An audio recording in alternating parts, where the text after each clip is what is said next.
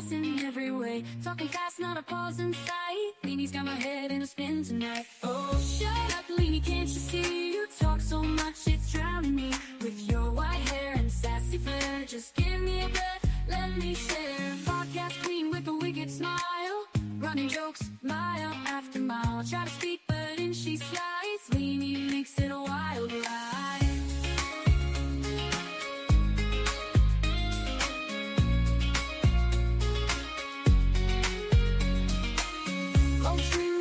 Smile, running jokes mile after mile. I try to speak, but in she slides. Leanie makes it a wild ride. Oh, shut up, Leanie, can't you see? You talk so much, it's drowning me.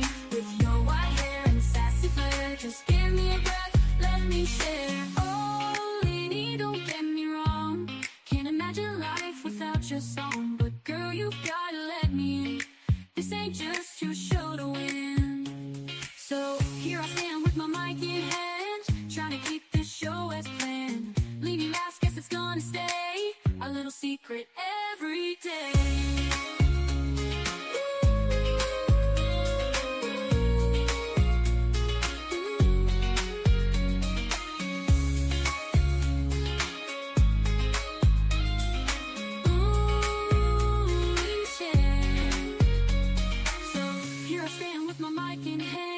Trying to keep this show as planned. Leanie laughs, guess it's gonna stay a little secret every day.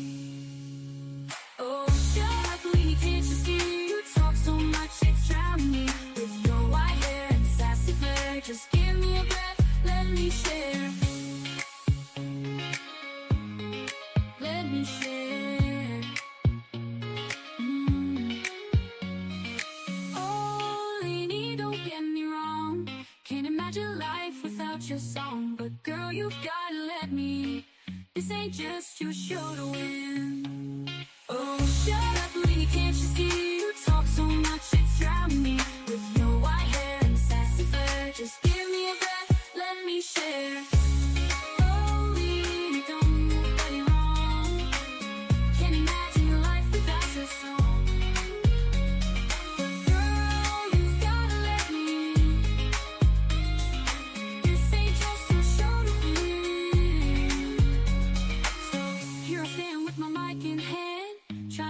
Show as planned. Leanie laughs, guess it's gonna stay a little secret every day. So here I stand with my mic in hand, trying to keep this show as planned. Leanie laughs, guess it's gonna stay a little secret every day.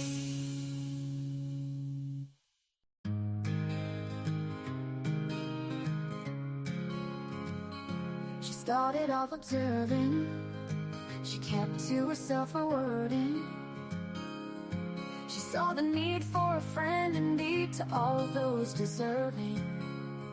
She travels the world through your eyes. She listens and sometimes cries. She wants to know what makes you whole and cares without disguise.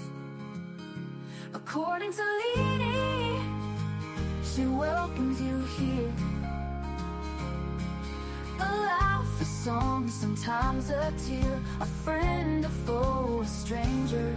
Your life story, your moments of glory. You're sad, you're happy, your dreams and your worries. She wants to know the ins and outs of all of you here. According to Leanie, according to Leanie, she welcomes you here. A laugh, a song, sometimes a tear, a friend, a foe, a stranger. Your life story, your moments of glory. You're sad, you're happy, your dreams and your worry.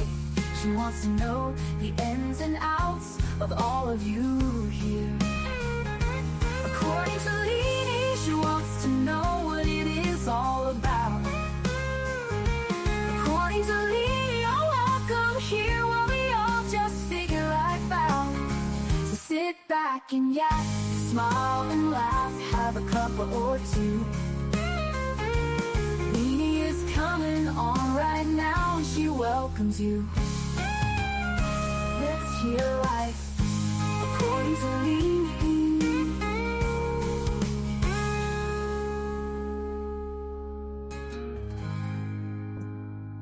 Hello, hello, hello. Hi, everybody. Thank you so much for being here. We have the co-host, Maggie, up here, and the co-host, Hi. Lizzo. Both are from the UK, but only Lizzo is English because Maggie is Scouser. Welcome, everybody. Thank you for being here. If you can't understand these girls, just let me know. We'll slow them down just a little bit for you. But you'll get used to their voices. Hello, ladies. Hello, dear. Hello. And I heard your comment, Lizzo, dumbass. I thought I'd just got it in there. I I almost was going to clicked back shout it in. back. I almost clicked back in just to say something to you guys, and then Maggie went live. So I was so glad I didn't, because imagine me saying "fucking bitches," and then everybody be like, "Oh, I'm out of here."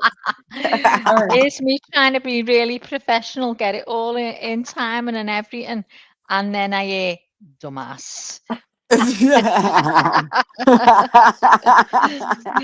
Anyway, All right. I can't wait for the live tonight because there's quite a bit to talk about, isn't there? With the, There is. There there's is. a few little things to think about. My head's everywhere still. I'm very messed up. Every time I think, yeah, that's the answer, something happens and it's not. I give up. I'm not giving up, but I am. I was just talking to Dawn in Messenger, and we were talking about nanny cans and things like that. And I'm like, I might have gotten tomato Tabasco hot sauce dude wrong, but then he's the only one that makes sense. I keep coming back. What do you Yeah, think, Lizzo? I can't get away from that. I You just can't. can't. I can't. No, There's Okay. loads that I keep saying it. They're sticking to the guns with them. I just They're all can't. saying, "Why did you get that text message?" Yeah. All right, girls. Let's real quick do roll call and take attendance. Y'all, we're Do paying it. attention. Don't think we're not. We know Oh, when y'all are here and when you're not. Hi, Carol. Good to see you. And Carol believes that tomato hot sauce dude locked Nancy in the house and never left. Allegedly, see? check if Nancy's trash bins are accounted for. Ooh, remember JLR was saying that. He's like trying to talk to the trash guys. And he did Those. catch up with the couple, and they said they hadn't even been interviewed by the police. Yeah, and Mm, those track marks, down the driveway that yeah. nobody even said anything about. That it looked like. Well, people were saying, could it have been like a wheelchair? Well, what if it were the wheels from a trash bin? What if that's how they moved her out? Oh gosh. I know. You know what? I didn't even see those. As long as we've been doing this since the second day we started our lives on this, and last week was the very first time I ever even seen those track marks. Yeah. I didn't even know them. But how long did Maggie find the blood droplets on the driveway, and Yeah. nobody had even been talking about them? We were like, But wait, And the did what? you blue top, yeah. And the did blue. you ever see at any point though where they've done like a fingertip search of that driveway? At No, No. no point have I I seen mean, it, and if it yet was here, we'd just did a grid search, wouldn't we? Like everyone's just out and walking really slow in I line. saw. I was looking yesterday, and I saw like an aerial view from one of the drone cameras above the driveway, and it was a really clear picture. And I thought, that's just like it looks like just dirt, and the amount of footprints that I could see on that Is, yeah. driveway. And I thought, so you're not telling me after this happened that there weren't any kind of footprint or nothing? Mm. There has to have been Wow. somewhere. Wow. Hi, Good John time. from the UK. Good to see you. Thank you for coming in. Cheryl is here. Hello. Cooey Lou. Cooey. Oh my God, who's Let's in see. here? Jamie's Mhm. here. Lizzo is also modding from the panel. Thank God. It's tough, you guys. Me and Lou for first couple of hours while I'm live at nighttime are modding chat by ourselves, and I'm like, oh my God, these poor women. I can't imagine having to do this every night, sit here and watch every word for word and make sure that people are walking that line. Patrick Clark says, what time you want me to come over for a cuddle session? Bring some money. Listen, we're poor around here, Patrick. Nothing's for free. Patrick, don't even flirt with it because you'll be sorry.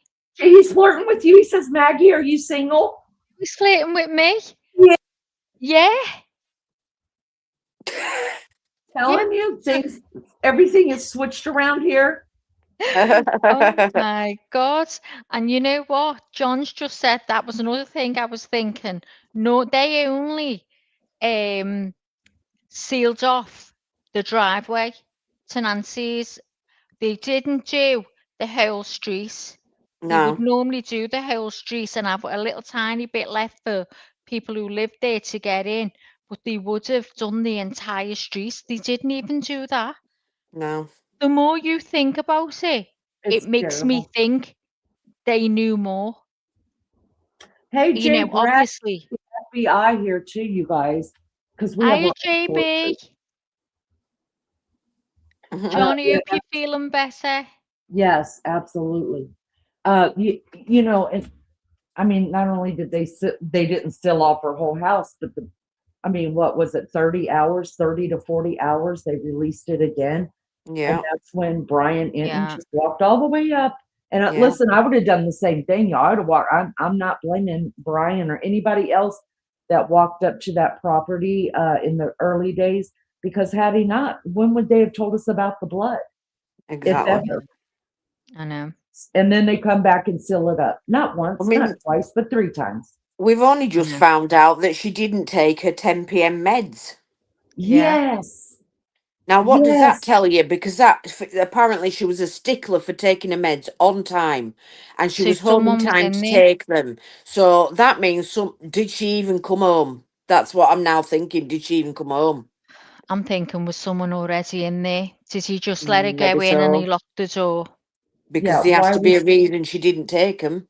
definitely a distraction somewhere. I mean, they got her home early enough that she could have still done her bedtime routine, but she Yeah. did not take her meds. So that tells us there were some steps skipped in her Yeah. bedtime routine. Why? Yeah. We want to know why. Yeah. Hello, Tashi. Tashi. Hello. Good to see you.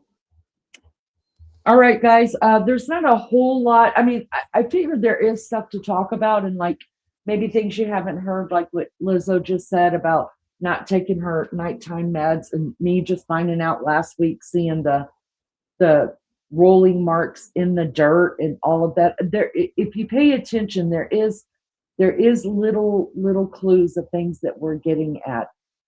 But I didn't even know that she had a what is it, like a security door over the front door? Yeah, she has. I didn't know that. Yeah. I just thought that was her door. No, that her you mean the door, black there's a screen. Yeah, You mean the there's a black screen in screen? front. I Yeah. never knew that. So now that's definitely he didn't get in that way. No, he He was was in. Mhm. yeah. But so we're going to play the neighbor again. When this came out, I did a real quick live on it because I had another live scheduled for later that night, and I just wanted to get the information out so people can look it up and try to figure out for themselves, to talk about it, what they think by what the neighbor said. And then Maggie hasn't been feeling well the last couple of days, and she's been dealing with the sick dog. So I didn't want to bombard her and Lizzo with everything. So today's the first day we've all been able to get back and compare notes. So we want to play this again and just have a conversation about what you guys think about what the neighbor said. I was floored. Now we've always said or I've always said. Now, listen, I just want to put this out there, you guys. I don't give trigger warnings. We are a adult channel. We talk about all different kinds of stuff here. And some of it may be offensive to you. If it is, please just stage right, come back later. You'll probably walk into a completely different conversation unless it is one planned like this. I won't be offended at all. Second of all, I want to say your opinion matters here. None of us are going to blast you for thinking something different than what we think. Mhm. Maggie, Lizzo, and I have covered this since day one, and we kind of think the same, but there are pieces of it that we haven't been able to come together on, and that's okay. That's because we know how to talk to each other about it, and we're not rude to each other about our own thoughts on it.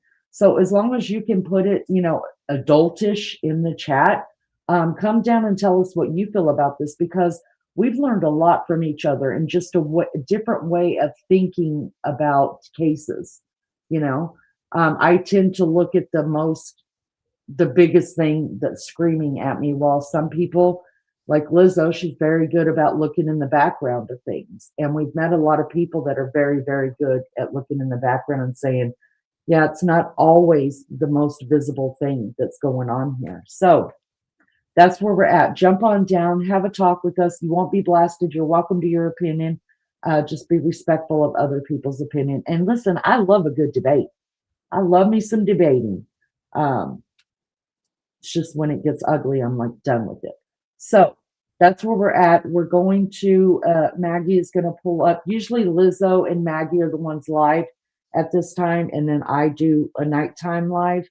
But since things have slowed down in the Guthrie case, we're just talking about things that we're learning as we're going along. And we want to know what you think about it too. Go ahead, Maggie and Lizzo. I'm going to shut the hell up now. In touch with constantly. So I wanted you guys to hear my conversation with Laura. What are your thoughts? I mean, it's now, been more than 40 days. Where's your mind at right now? I think I've appreciated having a little bit of a break the last week or two, where it's Nancy's disappearance isn't in the media all the time, in part because it gives me a break, because I've been contacted a lot. And it lets me kind of get on with my life and things that I've kind of put on hold for a while.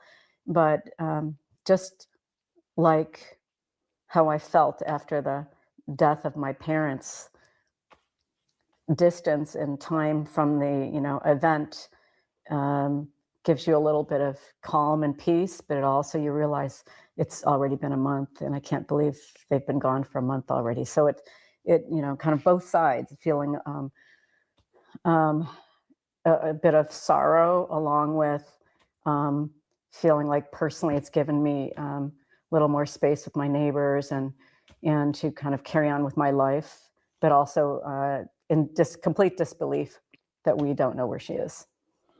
And that is troubling to me. I understand it though, and I'm not faulting anybody, but it does feel extra troubling. And I don't, I think about Nancy's daughters and son-in-law and grandchildren. How do they get on with their lives, and how do they get on and with this, knowing that their grandmother and mother are still missing? Yeah, the sheriff said, he was asked, do you think this person can strike again? And he said, absolutely, which is not something I've heard him say before. But then he went on to say, but we believe it was targeted, but we don't really know. Are you nervous? Are people nervous? I saw that quote today, and I saw that he was just really talking with the NBC reporters. And I think it's a little bit ambiguous. I think it's targeted, but we're not sure. I'm just not quite sure what that means. But it did cause, my hair to raise up a bit when he said that. And it did give me, some time to think about what that means. And it made me a little bit uncomfortable being, a nearby neighbor. I was thinking about that today on my way home from my appointment. Like, okay, what does that mean? And does that mean there could be somebody else lurking around? Somebody that's just looking for easy targets? He said it was targeted, but targeted based on what? What's the target? Was it, I don't want to go through and give anybody ideas, but what was the target? Is it a ransom? Was it an easy, vulnerable person? Somebody living alone? Somebody elderly? What's the target? So can we talk about that? The target. What you think was the target, Lee, and the chat, and you, Liz? Um, Because now I'm starting to think, did they ask for a ransom and it's only gone between, because the FBI, it's normally between the FBI, isn't it? They don't say anything at all. You wouldn't even know about it until after. yeah. Has it been ransom? It's got to be for something. It's either that or it's Yeah, Savannah. I think it's an extortion thing. I still believe it's to do with this that Derek Colella guy that sent the fake ransom. I think there's a few of them that were involved, and what they wanted was to get 6 million or whatever, and they would split it between them. That they knew that they had money because obviously he's a musician, Tommaso's a musician, and the common denominator of them all would appear to be that DJ Mojito, because he's a guy that works with Tommaso. He also works with that Colella bloke, Kayla Day. So he seems to be like the common denominator between them. Yeah. So to me, I think when Colella got caught, it kind of stuffed all that up, and it was like an abort situation. Yeah. You know, I'm thinking more that there's something going on. Like Leanie said at the beginning, at the very beginning, she thinks that Savannah may have got an email that she didn't see, that maybe went into a spam box, whatever. yeah. And I think when they've gone in and says, you need to check this, that, and the other, that something's being found, or it's come about afterwards. Who knows? I don't know. But I think it's more down to a ransom now, and there's something, because they couldn't prove life, that she was alive, whatever. It's all Hmm. gone tits up now, and But John's saying it wasn't money. I think it's to hush it up. About what, John? About that thing she was looking into, the pharmaceutical. I mean, that is S- the other thing I was thinking, because I was yeah. thinking the other day, could it be remotely possible that she went into like a witness protection because Well, she was about to submit all this info, because they can't tell you when they go into witness protection. but it said it's So a very hard thing. To get into witness protection is something really, really hard to do, and I'm not sure at their age they will go through what they're supposed to go through in order to be in witness protection. I was actually looking at that. This is a very hard for you to get into. It, Let me it, it jump. doesn't just happen. It takes a long time. Go ahead, Lee. Let me just jump in real quick and welcome. Steve Tripp says, I'm an American and I hear English people talk from London or England. Wherever they sound so foreign and alien to me, but it's a fascinating accent. Yes. Thanks. Thank you. I'm from And hi to Liverpool. Shag. Good to see you, Shag. Hi, Shag. So I'm from Liverpool, and Lizzo, the other lady, is from Yorkshire. Yorkshire. Yorkshire. You're in the car park. In the car park. I did say in the beginning when Maggie and I were talking about this, maybe Liz was in on that, maybe we were all in Discord, I don't know. And I was saying that it's possible that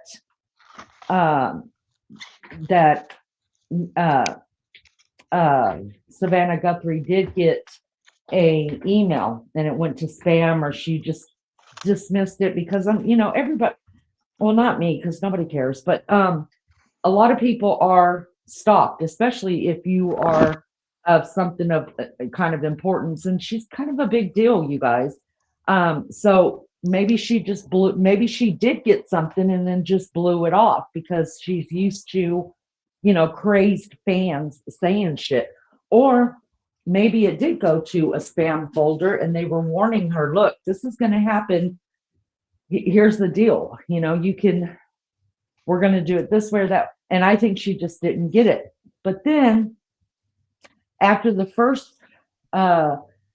two letters went to, when they started using TMZ, I don't remember what came first. Was it the news station or TMZ? I don't think we know, because the news people weren't really putting it out until TMZ put it out. And by the time they sent it to TMZ, I was like, yo, this is bullshit. Nobody's going to send a ransom note to TMZ. They are not the news. And they're just they're paparazzi is what they are. So that's when I was like, all right, I'm taking out the whole theory of a ransom and she was kidnapped for ransom. I'm thinking more that, oh my God, I saw the dog humping and it just totally messed me up. But anyways, I think then I started thinking, no, it was more to do with tomato hot sauce guy needing more money from his mother-in-law. Maybe she cut them off and said, look, I'm done. Like, get some real jobs and pay your own bills.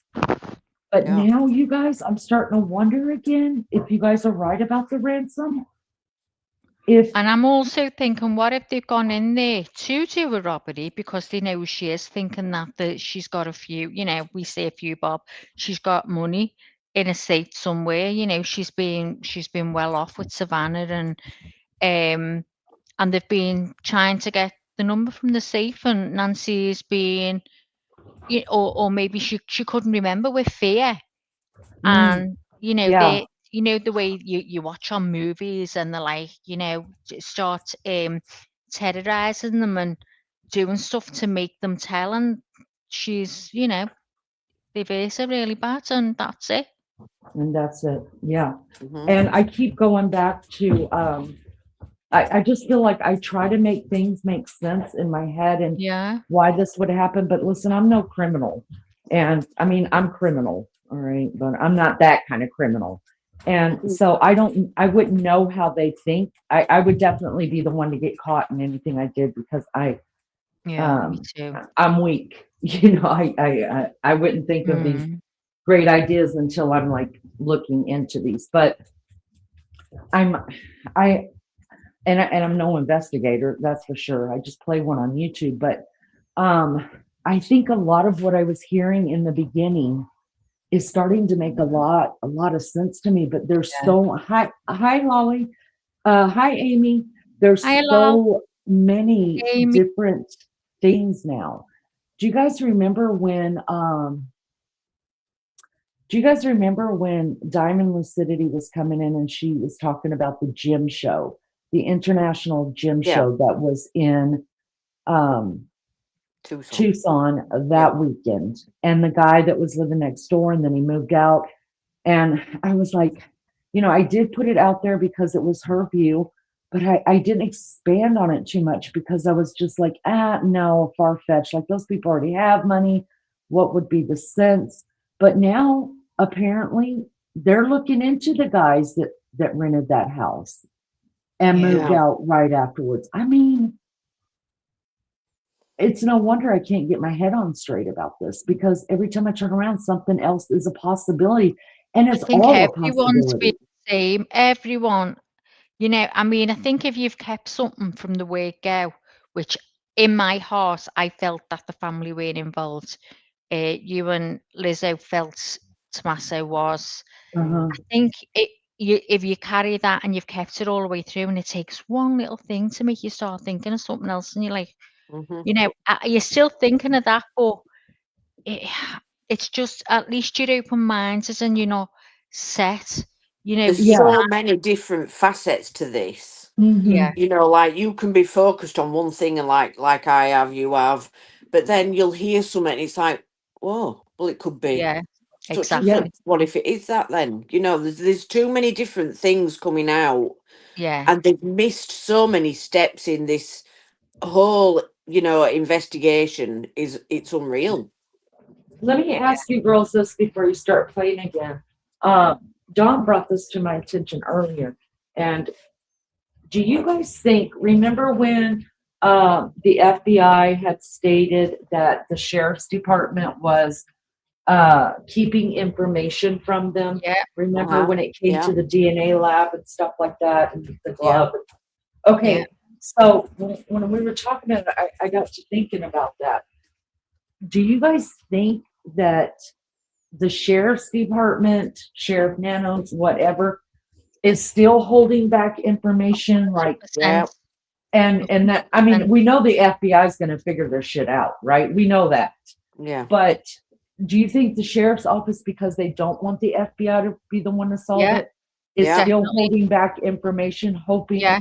Because the As long as FBI we is can. now retracing all their steps. They're talking to Yeah. people by themselves now. Yeah. I do believe he's withholding information. Yeah. He's being awkward. Y'all, if that's the case, he needs to go to jail. Of course he does. Someone needs to take him down. There's got to be someone that has the power to do that. Isn't he in there till 29? 8, I think. Wasn't it 8. 8, Lizzo? Yeah, I think so. And Yeah. they were saying today that they've got to raise a petition. They have to get 120 odd thousand, I think, signatures. So Yeah, it's like, to get him removed. Because I Get him looked at it, removed. and they have to be from Pima County, Yeah, which sucks butt. it does, because Yeah. otherwise they'd easily have him. You know, they could get him in no time. Lolly says, who is well off and takes out second, thirds on their house? I don't know. Amy says, I'm still going with my first guy instinct, and that was the son-in-law. That's my problem. I started with him. I listen to what other people talk about. I go over it in my head and over it in my head to the point of obsession, and I always come back to the son-in-law. Always. Yeah, me too. And y'all, I hope I'm wrong. I want to be so wrong about that.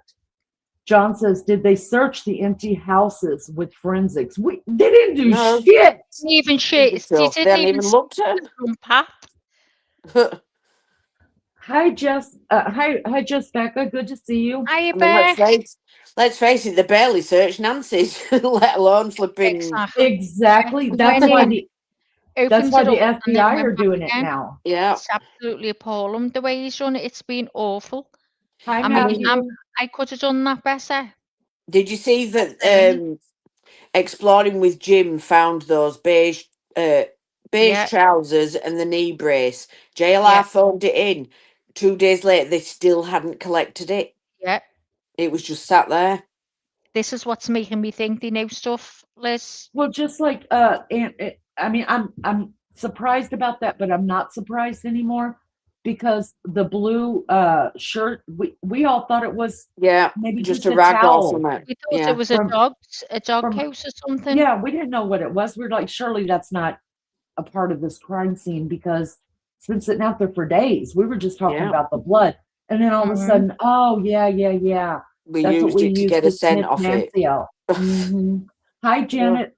Good to see you, Cowboy Cop. Tashi said, I think he's probably got a lot of doggy shit going on, maybe regarding funding, and that's why he doesn't want FBI in his books. Is what we call to Ben Copper. It's, you know, he's up to no good. He doesn't want it to be investigated too much. All right, let's keep going with this one, Mags. Thank you guys so much for being here. Will you hit the like for us? That's all we ever ask, and we appreciate it so much. You know what? So, and that's what kind of went through my mind today. What is the target exactly that they're talking about? It has to be one of the above.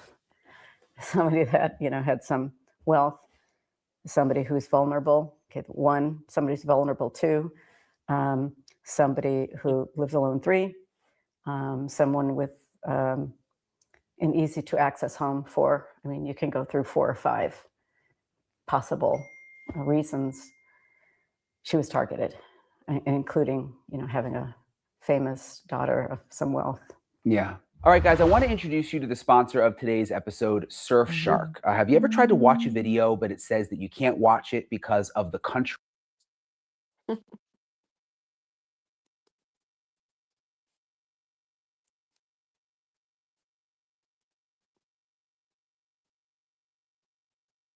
Just knowing the area. I mean, do you have what does your gut tell you?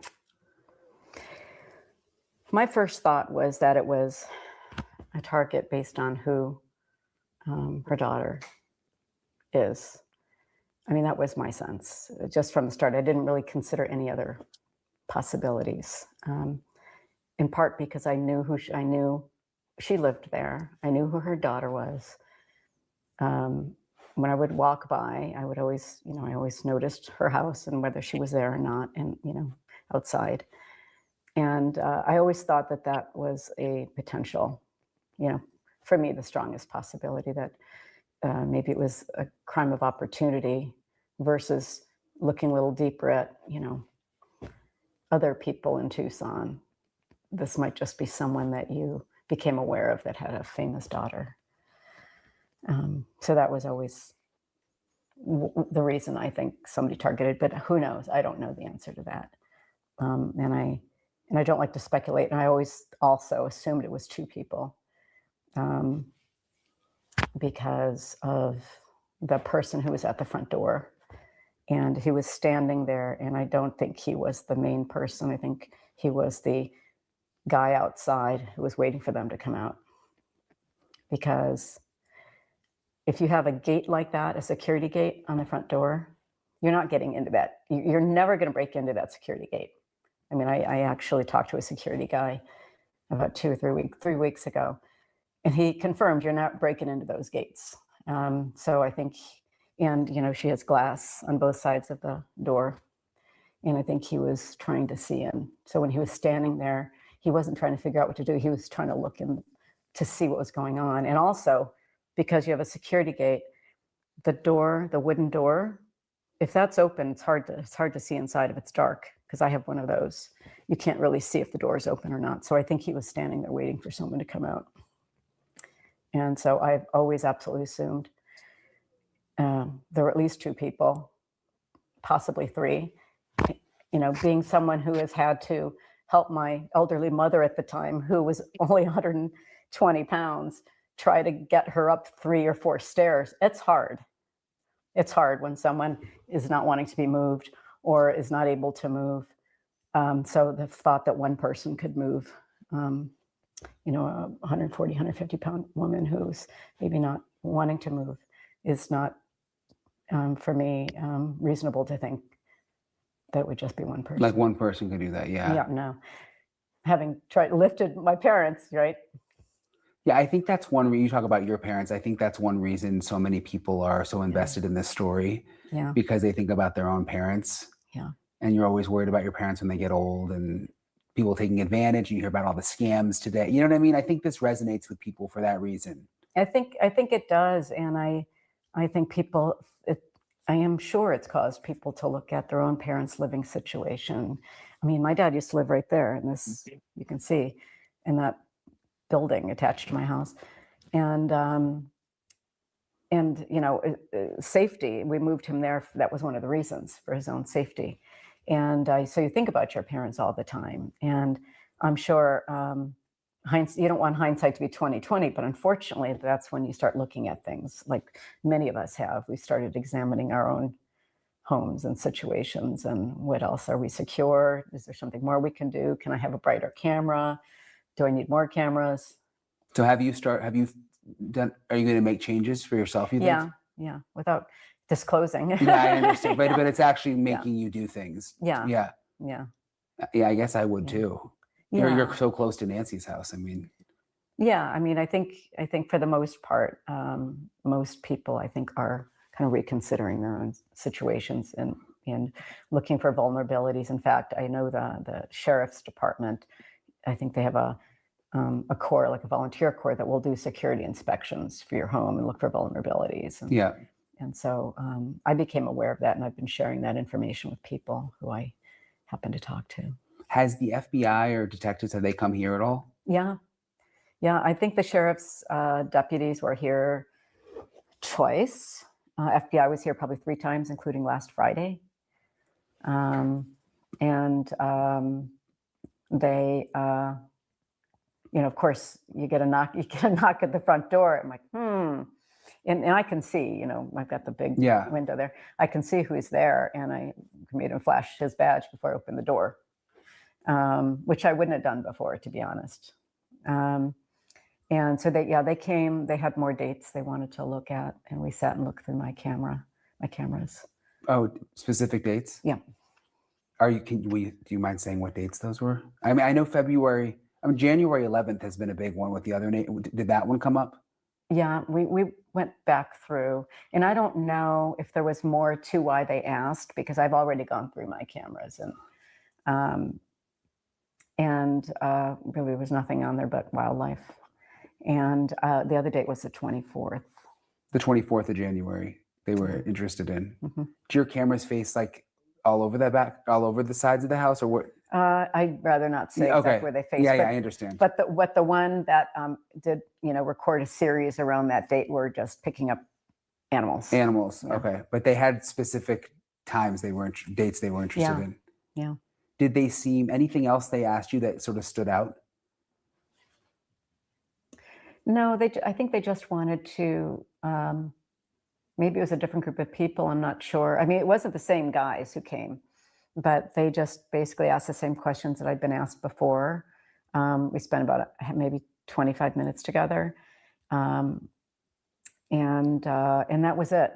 We went through. I think in some part, they want to make sure that people understand how to look through their cameras, and they're looking, and of course I do. Yeah. It's just I don't really have anything to show them, unfortunately. There's nothing on there. But I think in part they wanted to make sure that people, you know, were accurately looking through their footage.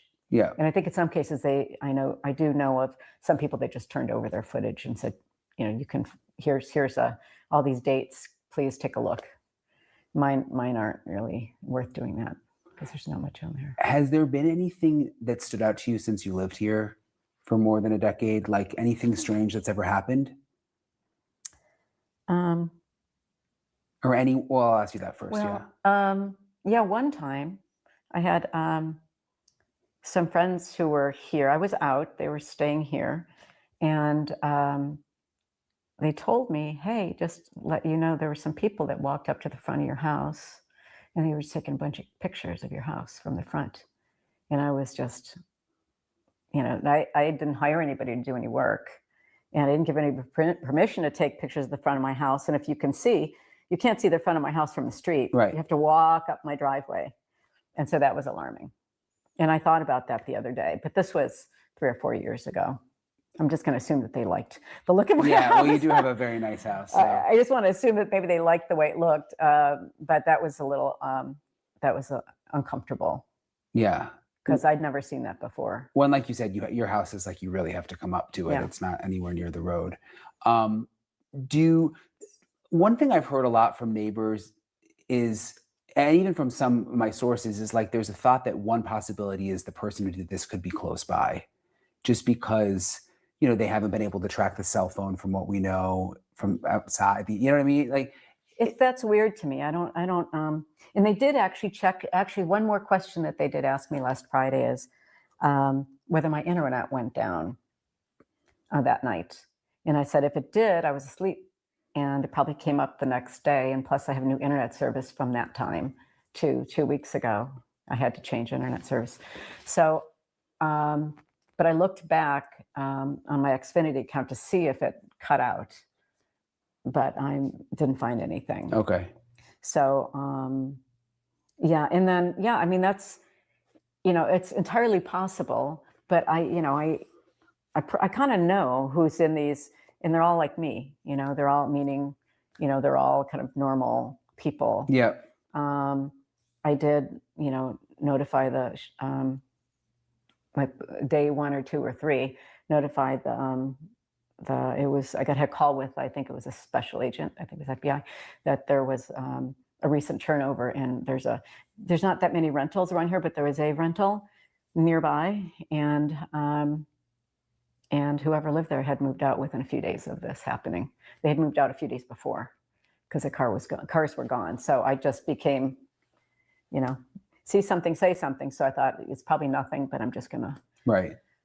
I'm gonna call, I'm gonna talk to them and just let them know that there was somebody living there and they're not there anymore. And so I confirmed with a couple of the neighbors, did in fact you see those cars aren't there? He said, yeah, they just moved out. Yeah. And these neighbors that I spoke with didn't have any footage of it because they're stops at their driveway. Well, that's the thing people don't get is the footage here. People's houses are set back. Yeah. It's not like footage from the front door is gonna get people out on the street or, you know. Well, and I think in neighborhoods where it's just a regular neighborhood, houses are closer together, and they're not set back behind, greenery, trees, shrubs. It wouldn't be that out of ordinary to catch cars passing by. I know in California, my house did. Every time I got in my car in the driveway, my neighbor's lights would go on from across the street. Yeah. I didn't like it, but I realized it's probably a good thing, Right. that anytime there's motion in my driveway, his cameras pick up my every movement. So so this is just not the kind of neighborhood where there are those kind of people. I pretty much know in all those houses, I know who lives in all those houses around the corner. I'm not going to stay the street, but around the corner. Yeah. I know her next door neighbor. I know the people up the cul-de-sac. I know who everybody is. So it's, they're kind of all. What's the mood among the neighbors? I mean, you seem pretty calm. It varies. I mean, I'm always pretty calm, because the wheels just start spinning, and I want to go and find out what's going on. I'm not the person who goes and tries to pretend like it's not happening, or I want to know what's going on. And I went out and talked to neighbors. I checked on some of my older neighbors to make sure they were okay within days of that happening, because I hadn't seen my one neighbor walking his dog, and I kept going to his house to see if he was there. So that's, I kind of, you see there's quite a few older folks in the neighborhood, and I like to consider I'm not one of the oldest in the neighborhood. Yeah. So I kind of felt like I have the bandwidth to go and check on a couple of neighbors and like the people right across her on the cul-de-sac, So I think people have different, there are people who don't want to talk to, they try to stay as far away from this as possible. They know what's going on, but they don't want to obviously talk to reporters. And I understand that for sure. They don't want to, but everybody's still, I talked to some neighbors a couple days ago, and everybody's still, pretty broken up about it. Yeah, most of the neighbors. Some people are still pretty traumatized. I think so. The ones who are more of her peers have known her for a long time. And most of the neighbors have been like, "Oh, we're happy it's still on the news. Yeah. You guys should stick around. Like, we want them to find Nancy." There's been a few who have said, "Get out of here. It's time. You're vultures." It's been kind of a mix. But most people, I think, want it to stay kind of top of mind in some ways. Yeah, I probably would put myself in that group because, and it's helpful to the Guthries. The more it stays in the news, top of mind, the more people, the chips are probably slowing down, right? And the more it stays in the news, the more people say, "Oh, that's right. What is it? Whatever happened with that case?" So it keeps it top of mind, and I'm sure that it's helpful to law enforcement to keep it out there versus people forgetting about it. I think for me personally, I don't mind it, but then again, I don't live right next door. Right. Yeah. I won't say where you are, but you're close. I'm close. Yeah. Our backyards. Yeah. But I know that there was somebody poking around in my neighbor's backyard at 3 a.m. last week. And he wasn't like one of you kind of media guys. He was a new media guy, like a YouTube media guy. In the night, you said? YouTube guy. 3 a.m. She happened to be out with her dogs, letting her dogs out. She's like, "Who are you? What are you doing?" On her property? Well, her property, the neighbor's property comes up to her wall, and they were on the other side. So it was technically her neighbor, but she was out in her yard. It'd like be seeing somebody on the other side of my wall there. And she went and talked to him. It's like, you can't be there. You're trespassing on somebody's property. And people have guns around here. Yeah. Some people have guns, and some people are more than happy to, Also in the middle of the night like that. I mean, 3 a.m, yeah. and he came up and talked to her, but that's still not okay. I mean, Yeah, that's really scary. yeah. So I think people see all this open space, and I think well, I'm going to find her. I'm going to claim that money, and I want to be the one to find her. And so I'm going to step over there because there's no houses and there's all this open land, but it's actually somebody's property. You could see back here, there's 2 or 3 acres back here, and it belongs to someone, right? So that's the sort of thing people don't like. Yeah, that's They don't like understandable. people to step over the line. Yeah. And for the most part, media, people like yourself understand, you have to, to get information, you have to be able to be assertive, and you have to be able to go up to people, and you have to, and that's for the most part, people understand that, and they'll say yes or no, I don't want to talk, or I do want to talk. But it's these other people that aren't media trained, they don't know what the rules are, the laws are, that, I think for some people has been a nuisance. Have you had any frustrations with law enforcement? I mean, we've heard so much about the sheriff since we got here. No, my first thought was hearing him talk. It was a little cringeworthy, because I thought, oh man, that was not probably the best thing to say. But I can't say that he's not doing his job, because I don't know what's happening behind the scenes. Maybe he's not as well media trained. I don't know. But so I can't criticize what he's doing, because I don't know what's happening. And that's okay. We should not know everything that's happening. It's really, if it in any way impacts the investigation, if it negatively, impacts the investigation, or it's giving too much information, just because people want to know doesn't mean they should. So I don't know which way. I don't know if he's doing a good job or a bad job. I just know that it's not necessarily my business. And if I don't like it, then there's the next election, Right. But I think it's just he caught off guard with the media. And I understand that there was some things going on there too with his personal life. So anything else that you think is important? No, other you think than that, hasn't been reported, or that people, should know? No, I just hope that people keep thinking about this case. I hope that people will continue to keep especially people in Southern Arizona, keep their eyes open. I can tell you, every time I go out in public, I am looking. It's like I've got Google glasses on, and I'm putting my little AI on faces to see because I feel like I know what this person looks like. As soon as we saw the image, I said, this is how tall he is. This is how much he weighs. He's got bow legs. He's got lady hips. I know exactly what I was like, okay, I know who this person, I don't know him, but I know what this person looks like. And I think a lot of people kind of figured out, some people thought it was a woman. I don't think so. And so, keep your eyes open, and probably nothing that the sheriff hasn't already said to people. But I personally am always, kind of scanning when I go out, to be honest. At some point it will probably stop. I'll start forgetting, but for now. Probably smart to do that, yeah. Yeah, I mean, yeah, and, anybody walking up my driveway is gonna, I'll probably put up signs, no trespassing signs. Yeah. Myself, so that I don't have to get into a situation where, it's a terrible thing. Is at one point in our, history over the 30 years, it'd be fine for somebody to come to your front door. And they still do here, believe it or not. I have people coming and trying to sell me things to my front door. Well, I was kind of nervous coming to your front door, just because it's a walk up, and I'm like, gosh, I feel like people are on edge here. So for a guy to walk up, I'm just like, Oh, I knew who you were, though. But no, it's, my dogs always tell me when somebody's coming up the driveway. Yeah. So you have big dogs too, so. Yeah, and I knew, I recognized you. But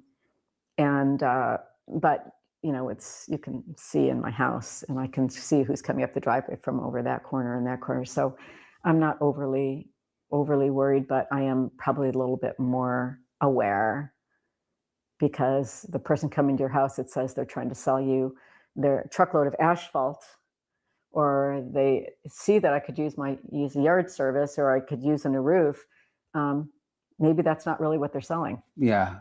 Maybe they just want to come up to the door and see who's here. Just my last thing, a lot of people have brought up like contractors. I guess that's a thing here where there's just kind of, I hate to say shady contractors, but some people have told me that, like there's people coming around, oh, let me clean your windows, let me look at your roof, Well, there's a lot you can see.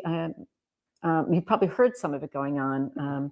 Just right near her house, there was a new roof. Somebody got a new roof the last 2 days in the cul-de-sac over there.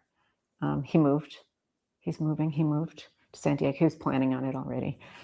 So there were people there, and I was watching because I could see from my back of my house who was up there. Over there is construction. There's always construction. Somebody's doing something to their house. They're doing an addition or doing a new roof or something, remodeling. And so there's people around. And so I had said that previously to someone that at any given point, there are a lot of vehicles around. Most of the time you see what the name of the construction company is. But there are a lot of them. And I can tell when I was standing on her street talking to a neighbor a couple weeks ago about something else, I could tell there were cars driving by, and I was just talking to her. I said, look, they don't live here. They don't live here. They don't live. I can tell who lives here because you see them around, and they have Arizona plates usually when they live here. They don't have plates from a rental car, rental company. So when trucks come around, to be honest, now I'm probably if there's unmarked vehicles, trucks, vans, trucks, service, I'm going to be looking a little bit harder, to be honest. Yeah. And I hate that I have to do that, but I just, for now, feel compelled to be looking over our shoulders a little bit more, especially since the sheriff said it's targeted, we think, and everybody should be on alert, right? Yeah. Yeah. Well, thank you very much for talking to me. You're Appreciate welcome. it. Thank you. Really appreciate Laura.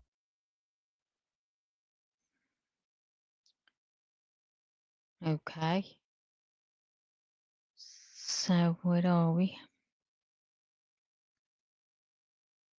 So that's who they're talking to now, aren't they? It's going on about the construction in the area.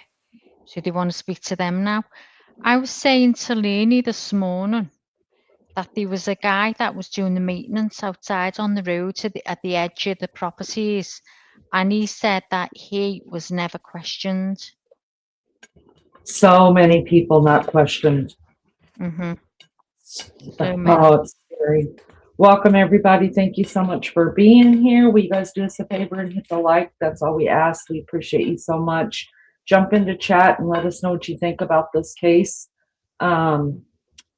We entertain anything, and listen, nothing is too far-fetched right now because none of us really know anything. We're just here talking about the case and bouncing ideas off of each other, and sometimes we find out that somebody may know something more than what we know, and that's really interesting.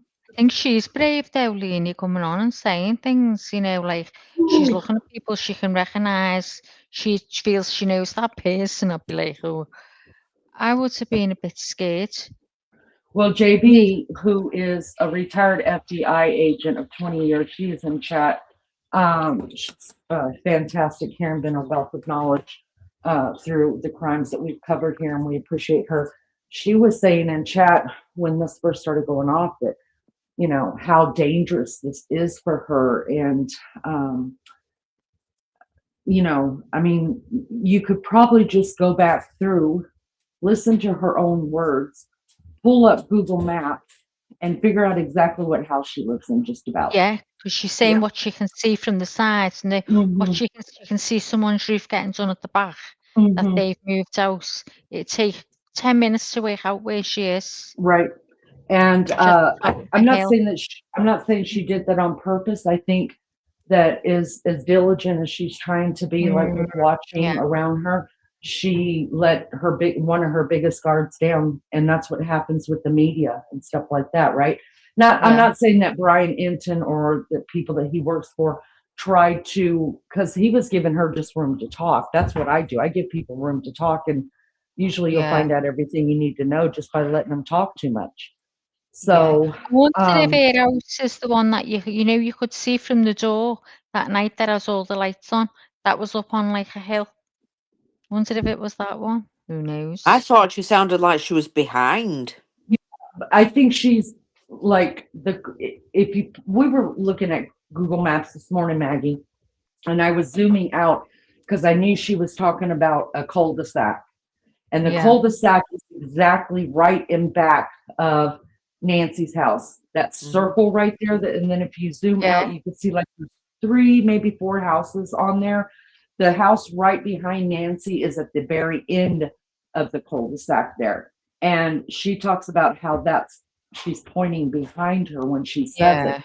So she could actually be on the other side of the cul-de-sac as well, but it's not hard it wouldn't be hard to find her. And it's just so dangerous. It's so dangerous. And then, like Baby said, she put her face on camera. And It makes me think though, because did she say she'd been away? She'd gone away for a bit. She'd I had a think break and been away. I thought that was the other lady who said that. The other, I could be wrong. I thought she just said she'd been away or something and come back. I know she said one of the neighbors had been away and come back. That she went to go check on the neighbor. She went there a couple days in a row, and he had been away.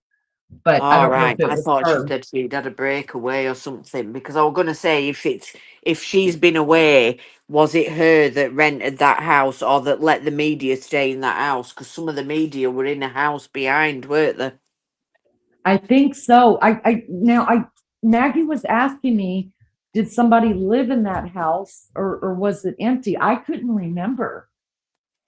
I thought they said it was empty at the beginning. That's what I thought. They said that it was the one behind was empty and the media had rented it or something. That's what I thought. Yeah. Because I thought they were saying that for the gem show that it was the house next door, one of the houses next door. The house next to Nancy. The house next door was the gem show guy. Okay, okay. Thanks for clarifying that. I knew I'd heard something. Yeah, but I had no clue the house behind them was empty. I didn't know that. Yeah, I'm sure it was empty, because someone rented it. That's what I was thinking when she said someone was in that house and they left. I'm thinking, is it them that rented it? You know, that you just don't know, do you? No. And the first person that gave an interview to Brian Anson, I was confusing the two when I said that when Jay Brad was talking about in chat how dangerous this was for her to be doing this. I said, well, he talks about her neighbors and what they know and what they've said and stuff like that, and kind of gave. And not only that, she said that she'd recognize them again or whatever. She feels like she'd recognize them. Well, you've just put a target on your head then. Right. Yeah. But you know what I found funny about that, Lizzo, is that how many times have we pulled up pictures of different people that their names are in this and we would just, we're doing like everybody else. We're checking it out. We want to know about it too. And how many times have we pulled up? I know at least 2 different men. We've seen their picture and I've been like, I know him. Where do I know him from? Yeah. I've seen him before. And of course I have never seen them before. I don't live in Arizona. But it's like something is so familiar. I don't know if it's because I stare at the damn pictures too much, I research this too much or what. But do you guys feel like there's something so familiar about the person on the door cam? Say that again, Lee. When you see the picture, the video or a picture of the guy on the doorstep, do you not feel like there's something familiar about him? Like, okay, I've seen this. Yeah, because it's like when you see them walking, it's almost like you've seen that walk before. I recognise that. It just reminds me of somebody I know. I think so, it was a person that I actually know. Oh, really? Or holds themselves the same. Yeah, that's what it makes me think. I get a picture in my mind of somebody that I know that actually walks like that. Yeah. Well, what do you guys think about her theory of him not being the person that is actually in the house right then? He walks up to the back door waiting, I mean to the front door, and he's Yeah. not, he goes up there because he's supposed to be let in through the front door. What do you Yeah, guys I think believe about that? that That now. somebody's Yeah. already on Yeah. the Somebody's inside? already in there and opening the door for him. Yes, he's already in there. And I think we were talking about that this morning, about how he got in, where he got in, wherever, where he parked the car. So Uh-huh. remember when we seen Liz and Chas, where on the video you see the masked guy, he comes from, as you're looking at it, he comes from the left, from the sideway. Yeah. Now, where the- if you all remember, if you watch JLR or any of the YouTubers in the daytime and looking at the house from the road towards the garage, Mm-hmm. you could never, if a car went in and went behind them bushes by the garage, Liz, you couldn't see that car. Yeah, you didn't see it, not in dark, You'd no. be like, have they gone yet? Have they, even in the light, have they gone yet? And then you'd see them pulling out and you go, oh, here they are. So I think he's gone there and that's where he's parked. And that's the cameras, because was any of the cameras, as far as I know, the cameras on the front of the house weren't working. It was just the Nest camera on the door. And the ones The at the back Nest were camera broken on the off. door stopped working, apparently. at like Or 1:47 I or think this something is like where that. he thought this. No, This but I is he mean, thought it before, wasn't working. as he approached the house, right, there was nothing picked him up on cameras as far as we know. The cameras at the front of the house weren't working. The Oh, Yeah, only yeah. they were one, the ones. There was like some floodlit ones next to, you know, where you yeah, go into the porch. Next yeah, to yeah, there, that comes on he'd broken automatically, them. yeah. Yeah, he But broke what I them. mean is, it wasn't a camera. But them, they were broke, so they went down. What I mean is, the only camera was the Nest camera that caught them. Right, so what I'm thinking, he's parked there and he's walked around. That's where I am adamant he's parked, because you just could barely see it in the daytime. And I think the other perp that went into the house has gone through. You know, remember me and you were looking, Liz, at the side of the little holiday home thing. What's it called? The The casita or the guest house. Yeah, the the guest guest house. house, yeah, the guest house, the holiday home, the guest house. I think he's gone through the side there, that gate that we found out was there, and he's gone in that door there to the garage, and that's how he's Mhm. entered the house, So you Yeah. think he through went the in through the garage. blue door? Yeah, Yeah. I think I he's don't took think so. the cameras there because he's walked underneath, so the cameras couldn't get him. He's slid, he's come through that gate, he's gone to the right, which is the little house, and he's broke the camera there, or he's done something, he's took it, whatever he's done, and then he's gone under the porch, he's took the cameras out there, no one could see him because he's underneath, and then he's gone in. Do you know why I don't think he went through the blue door? Because if you look back on all of the footage of the police being there and the FBI and the prosecution and everybody that was there, they never use any other door except for the blue door, which tells me that they're not worried about evidence being there. They never use the front door. They never use the sliders No. unless they were investigating by Nancy's bedroom. I think they And went in through Nancy's bedroom. I think they did too. Well, I did too, but now I'm thinking, no, he's gone in that, I don't know, that's just my thinking. Right, and I That- mean, you could be right, but I just don't understand why it doesn't show them going in through the very back door that's underneath the back porch, or Mhm. why they're not going through the front door. Because I think that the reason why they're not Well, is because they did come out on that video that I've got. You do see them coming out from under the porch from a door there, and then they go into that other blue door. oh really?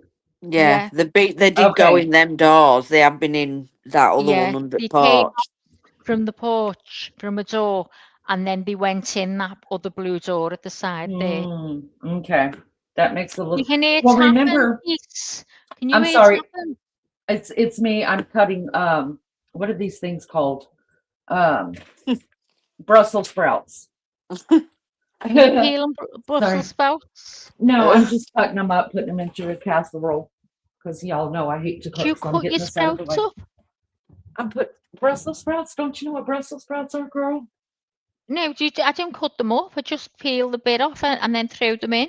Oh no. I'm putting them in a casserole, so I'm kind of browning them and then putting them in this casserole so they're Love kind of crispy sprouts. instead of being, I don't know, mushy. Does that make sense? Yeah, I know what you mean. Nice slow cook. So then I like all my veg soft. I can't stand crunchy veg. Oh, I them like it cooked when to they're death. I like it when they're a little bit crispy on the outside. Well, I've never had veg crispy like that. No, you need to And come get steak. Lou told me about that, to do them a roasting in the air fryer. But you know me and air fryers don't go. Anyway, Oh yeah, the air fryer hates Jam, you. this live is about the missing 84-year-old lady from Tucson, Arizona. We're all just giving our own theories, what we think, just to people who are all in the same minds. We just want to talk about it and hear everybody else's ideas, and that's what the live's about. So, yeah. So Jams is too young for this, JB. I don't know. Oh, thanks, Jams. Thanks very much, hon. Thank you. So, yeah, so that's my thinking. I was thinking that he went through. First of all, I thought he got through the front door, obvious. But then I think when I seen that side bit that you was telling us about, Lee, and then me and Lizzo got pictures of it to see it properly, I think that he could have got through there. And then I thought she'd had the doors open because it was warm and she wanted fresh air. But then Leanie said, but Maggie, them places, they'll have air conditioning, so they wouldn't need to have a window or a door open. No, the one. So I thought, right, yeah, you're right, okay. And then I started thinking about that car being parked behind that tree, bushes, whatever it is.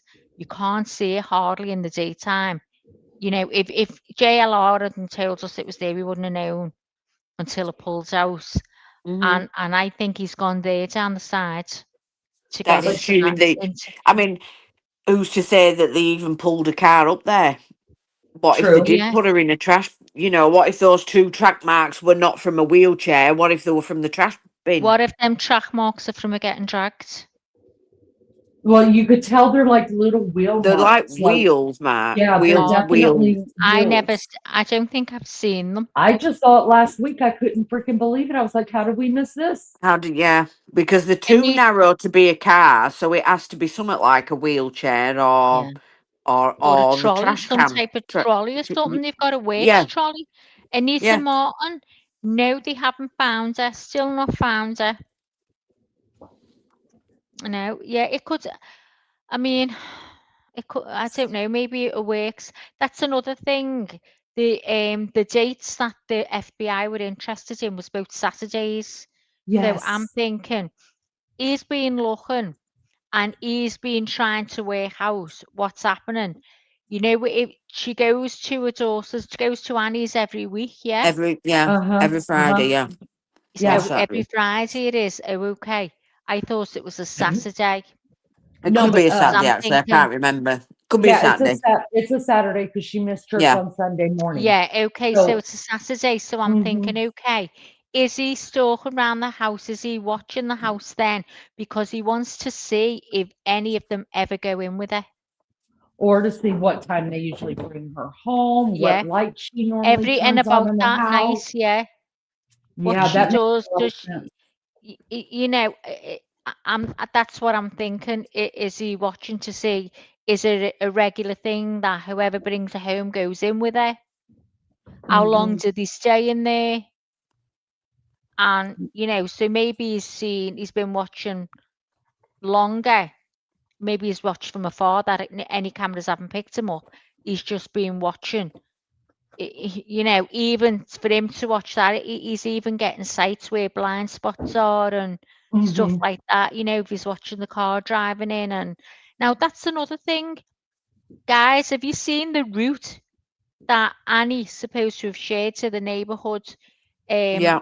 app, whatever? Now, how have they come up with that route? High damage. I I'm not damage. sure.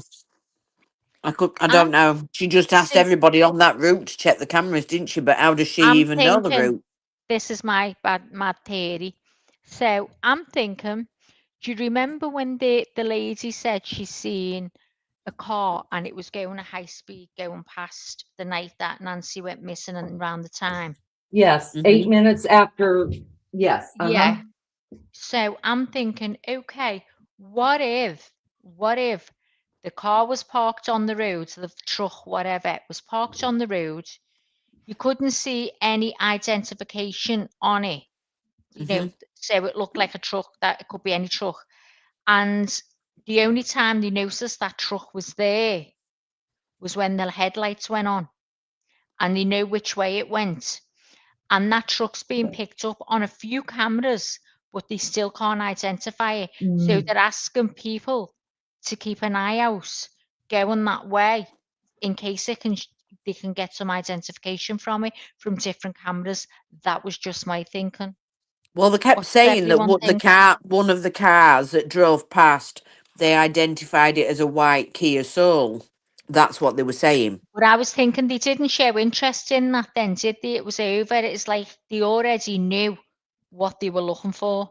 Well, the sheriff Yeah. said he was looking at that. He's looking at that car and the hundreds of thousands of cars that passed through there that night. Okay, we can't believe a word the sheriff has to say. 100 of thousands of cars Yeah. that passed through there that night. Yeah. Bitch, There were only we about saw the 12 cars, video. I think. We counted. Mhm. There wasn't Yeah. even 15. Okay, I don't know Exactly. what street you're looking at, but we're not looking at the same street. You know what's funny about that? You should say that because y'all know that there was a murder across the street from my daughter's house, and it was Yeah. a lot like this as well. Just there was no Mhm. kidnapping; it was a stabbing murder as well. And the police canvassed the neighborhood and all that, took everybody's cameras and stuff like that. And they see the perpetrator. You can see the perpetrator walk 3 times. He walked up to the lady's house, back away from the lady's house, and walk back up the road, the lady's house. And then he is seen getting into at the end of the street. He is seen getting into a white van. That almost was 4 years ago, you guys. How far is And that from Arizona? no, I'm just saying that you could Have you have done you that? could No, have the have you done guy. it before? Yeah, Just you could don't have know. this. You could have a guy walking. You know what I mean? And I don't. They never put out that if he was in a ski mask or anything like that. And then they Yeah. put out that he did get in a white van and he left. So, and her body was left right there outside of her house. So what I'm saying is, I mean, it's possible if you don't have tags, and sometimes even when you have tags, those criminals, y'all, they steal tags just to go do this. They're Uh-huh. not dumb. They're not dumb. Oh God, so what if they put it in a wheelbarrow? See, that's just come in my head. Yeah. You know, they've got it from the gardener if there's been construction getting done, or the gardener has it as a wheelbarrow. What if they Yeah. put it in one of them? Yeah. See, I don't think that if there was a vehicle pulled up, and I think that they got her out of there with a vehicle. I Mhm. just do. I don't know if the vehicle's parked down the street or on the property. I don't know, but I just think it's safe to say that she left that street in a vehicle. Yeah. Yeah, oh, I How they think got so her to too. the vehicle, we don't know. But if the vehicle was parked on the property, I think the vehicle is parked on the other side where the pool is. Yeah, and I Because thought that first. they won't tell us where the cameras are. We've been watching where they took them off of the pool house, and it's kind of people are saying this is where that camera is shooting from. The last thing that I saw that somebody had said was there were 2 cameras on the pool house, which I believe that because I remember seeing that lady up there and she was working at 2 different sections on top of the pool house. And they said that one of the one that was on the very back of the pool house, they believe that one was showing the whole backyard. pointing towards the pool. And then the one that was in the front of the house was actually right above the sliders that you see as you're coming up the driveway to turn into the garage, was right there. And that was pointed all the way down through the driveway. So that's why I believe that that car did, unless they disconnected those cameras prior to that, which is highly possible. I've always said that I think this was done a couple days prior, that the cameras were disconnected. I mean, I would just be safe to say, I mean, obviously the guys knew where the cameras were. I think it'd be safe to say to pull over to where we saw the pool guy pull into. That's just my theory. It's easy to get in it, jump over her little 3-foot wall there to get into her bedroom. Yeah. Or just walk the pool area and come in through that gate and then go underneath, you know, back that way. That's just what I think. And I think the reason why we see him coming from the side where the garage is at, when we see him walk up, I think that's just where he's taking out cameras. But and what if he's coming from that way you've just said, and he's going towards the porch at the back? Wouldn't the camera on the guest house have picked him up? Well, the police already said that they did have footage from the back of the house, but it doesn't show anything that has to do with the abduction. So that tells me that the cameras weren't working that night. Yeah, they weren't working, or they weren't working anyway. But But it doesn't matter. Let's just be real, you guys. Let's just be real. You can have your freaking cameras shut off, you know, not paying your subscription, but you're being recorded somewhere. Yeah. So, I mean, and I think a sheriff's department isn't going to be able to attain that kind of information. Do I think the FBI is going to get it? Yeah.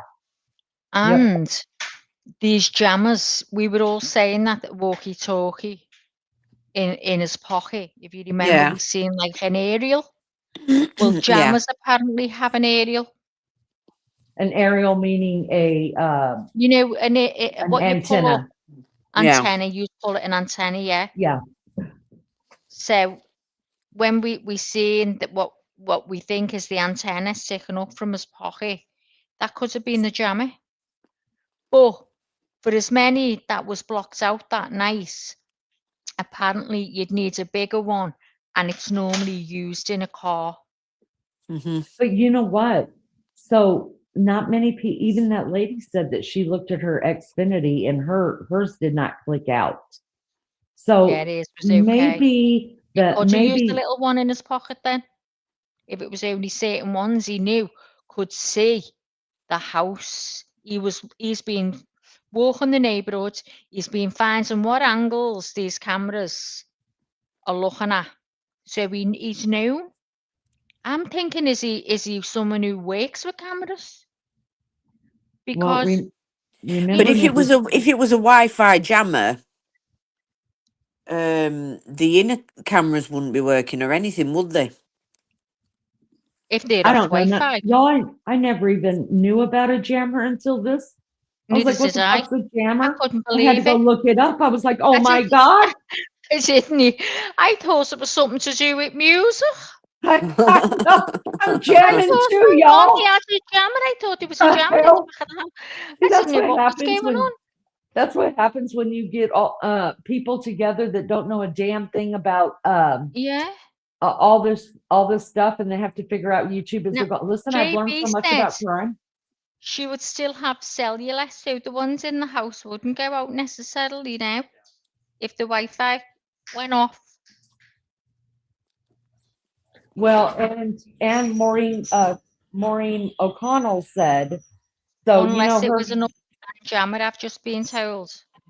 Maureen, come here, puppy.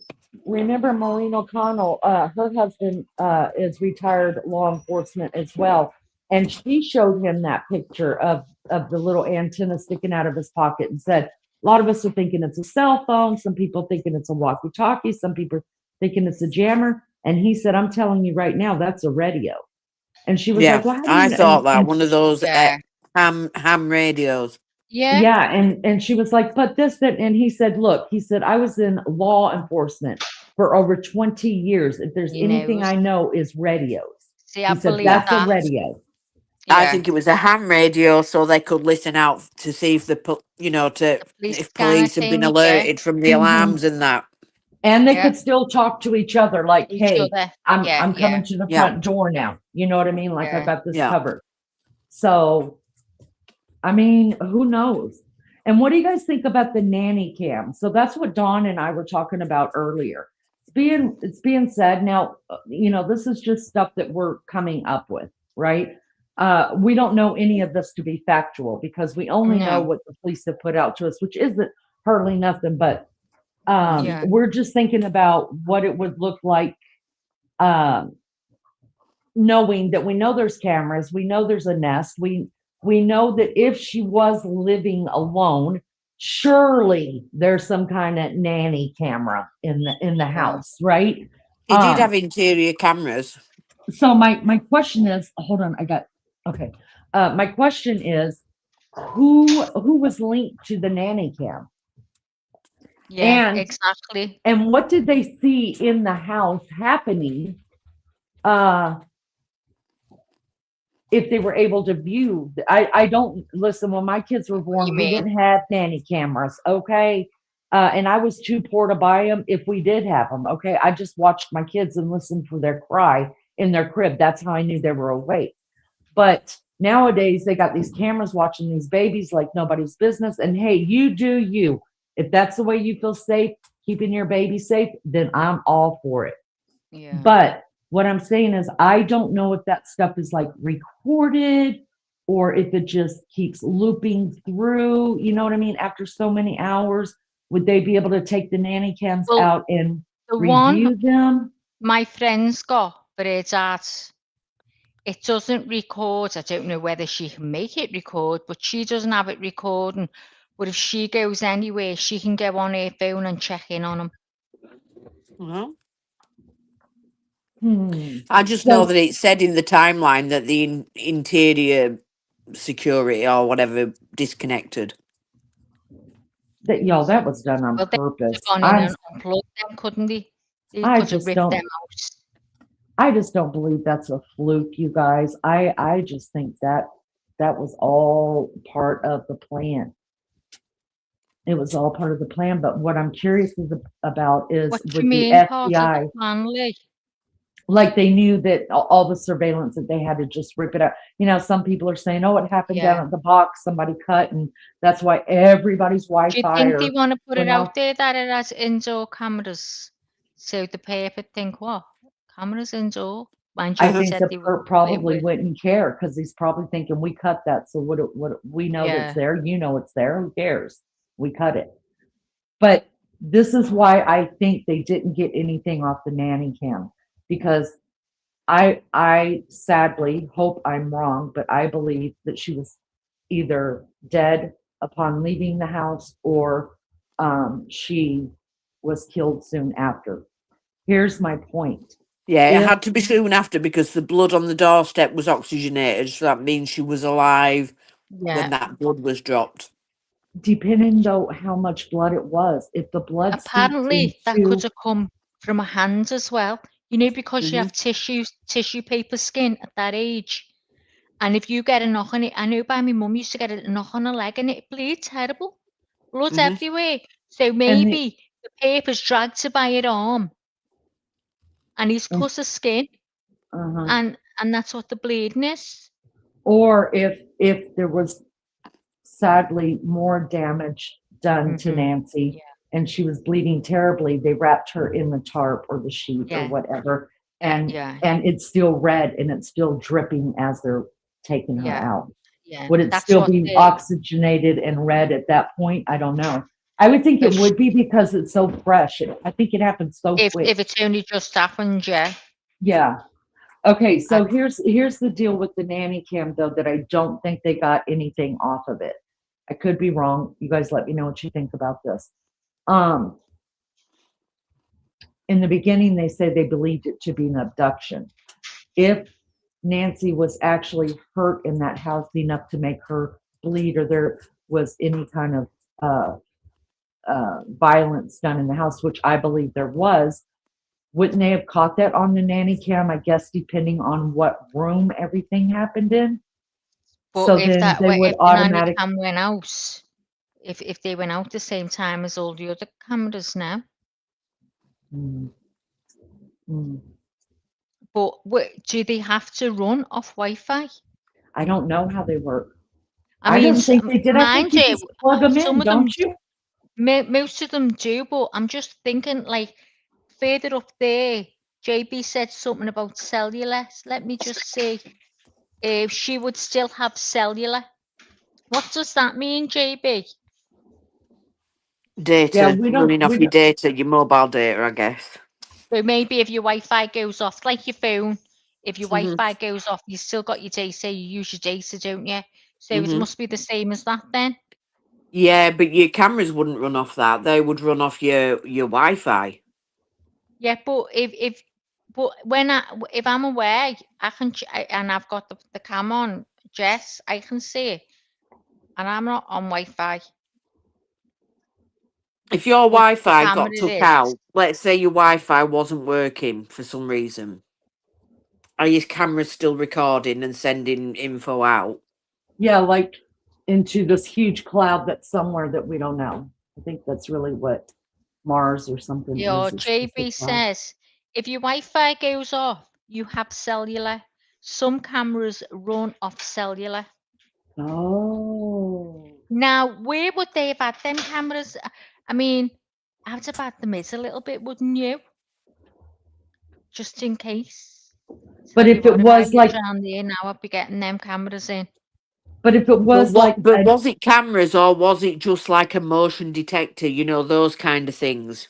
yeah, or just like one of those that you plug in and it goes to your phone. Like that's what my daughter had. She would just plug in and she'd be able to watch the baby upstairs. Yeah, I've got what I've got. Yeah, what I said to you, get for the dogs. So, in other words, I'm not understanding how it, so it's not stored, it just like loops out every 8 Yeah, hours it's or just something? watching what you see.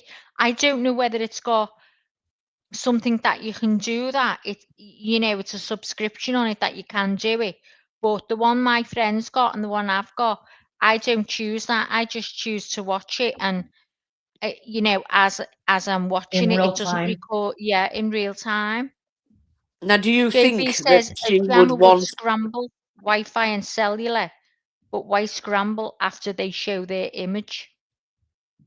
Yeah, somebody said that that maybe he thought it had taken it out. You know, like that box thing round the corner or something that were tampered with. That maybe they thought that they'd cut the Wi-Fi and that they'd stopped it working, and it hadn't actually worked. You know, so that's why he had to go and take the camera. Somebody said He's that. Well, got a lot of nous with this type of stuff, don't you think? I I think mean, so. I could just see myself trying to open up one of those boxes, you guys, and seeing 50 million, because I have a box right Millions, out here by my house. thousands, Oh, I Yeah, know. It's all like wires, those spaghetti wires, like jumping I'd in be there. like, I'd look have to like bring. spaghetti. I'd have to cut them all. That's what I'd be like. Y'all go give me the chainsaw. This bitch I'd is be going down. going, hang on, let's remember when I was younger. Left goes to the blue goes to the left, the brown goes to Oh, the right, and then you did a big I mean, how explosion. anybody makes any sense of all them wires, I have no idea. But you know I what? know. Men really do, because like when we Oh, moved in here and they upgraded everybody's Wi-Fi and they Yeah. put the wires under the ground and stuff like that. I didn't know what the hell they were doing. And BK comes in, he's like, "Oh yeah, that's gas. Oh, that over there is internet. yeah. Oh yeah, that's." I'm like, "How do you know that?" He's Okay. like, the colors of the flags." I was like, "Fuck you, I don't care. I mean, I have just to make have it sure it all works." all written on the fuse box. You know, on my Oh my fuse box, God. it's written which one controls I'm what. sure I heard they don't use fuses anymore or something like that. Oh, I we can't use get over. fuses because Oh, Beefcake I has to don't know. I replace might our have been fuses. dreaming. I mean, I've had mad dreams since Oh, listening to she Guthrie.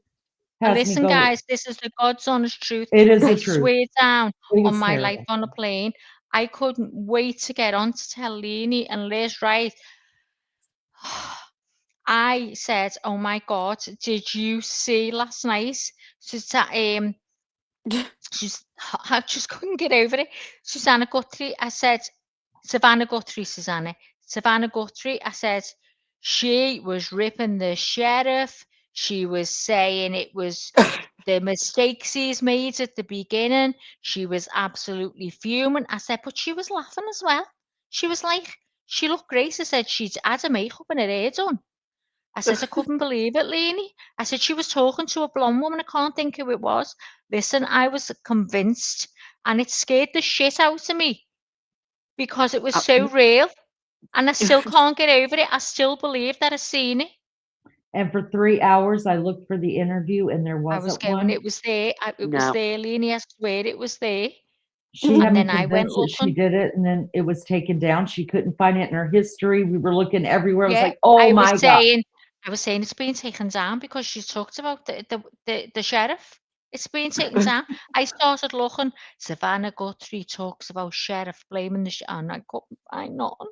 And I It's 'cause you thought, oh my dreamed God, it. I'm losing my mind. Mhm. This has got me losing my mind. I was Honestly, a little concerned. I've even added X, by the way, Liz. I've added You're X. Maggie, it's because you're a year older. A year older. I'm telling you, I have added X, right? So listen to this. I've been on and I couldn't work out how you see people's comments. And I must have been sharing for everyone. I don't know what to do. So, oh God, it's just eating my brain away. So I found out how to write a message so everyone can see it. So I've wrote, that sheriff, this is my words, that sheriff has compromised the crime scene from the word go. Mm. He's done it to get back at the FBI. God knows if it's shared or if anyone said, I don't know what I've done. I just press go like that, click. I don't know where it's gone. And where's this So on X? on X, I was looking for you, aren't you on X? I was putting I'm Lizzie on X, 180. yeah, I'm on X. I was putting Lizzie 180 to look for you because I've got JLR and everyone. I've added everyone on the crime scene. Everyone. If you're into crime, then I'm your man or your woman. So there you Except go. for she just doesn't know if she is dreaming it or not. You just have to go down the road with her. Do Am some I awake? investigating. Am I and awake then, right now? yeah, I mean, you just go down the road, do some investigating, and then you have to let her know, honey, I you have dreamed got that back one. so much waking up, going for the wee, and then picking my phone up and checking, and then being on there for 3 hours, and then by the time it's time to get up, I can't cope. Can't cope. She can't I don't cope, know y'all. about you, but I genuinely was upset when JLR went home. I was like, oh, don't go, please don't Oh, go. listen, did you see? Oh, I Liz, feel what so was the sorry for light? him. I really wanted it to be resolved before he went. Yes.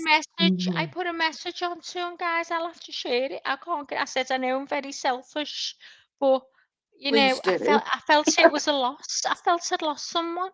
Yeah, Mhm. I were, I you really know, did. really upset for him because if anyone deserves it, he does. You know, he's been there 12 Yeah. hours a Well, he's day. yeah. Oh, I think he was starting to lose his mind himself. To be honest, Yeah. you know, he Bless was him. just staring at them bricks on Nancy's house. That's all he was doing. So John's Yeah. 55 on the 21st. Happy early birthday. Happy early birthday, John. He's what, Tomorrow, 55? I'm 55 soon as well.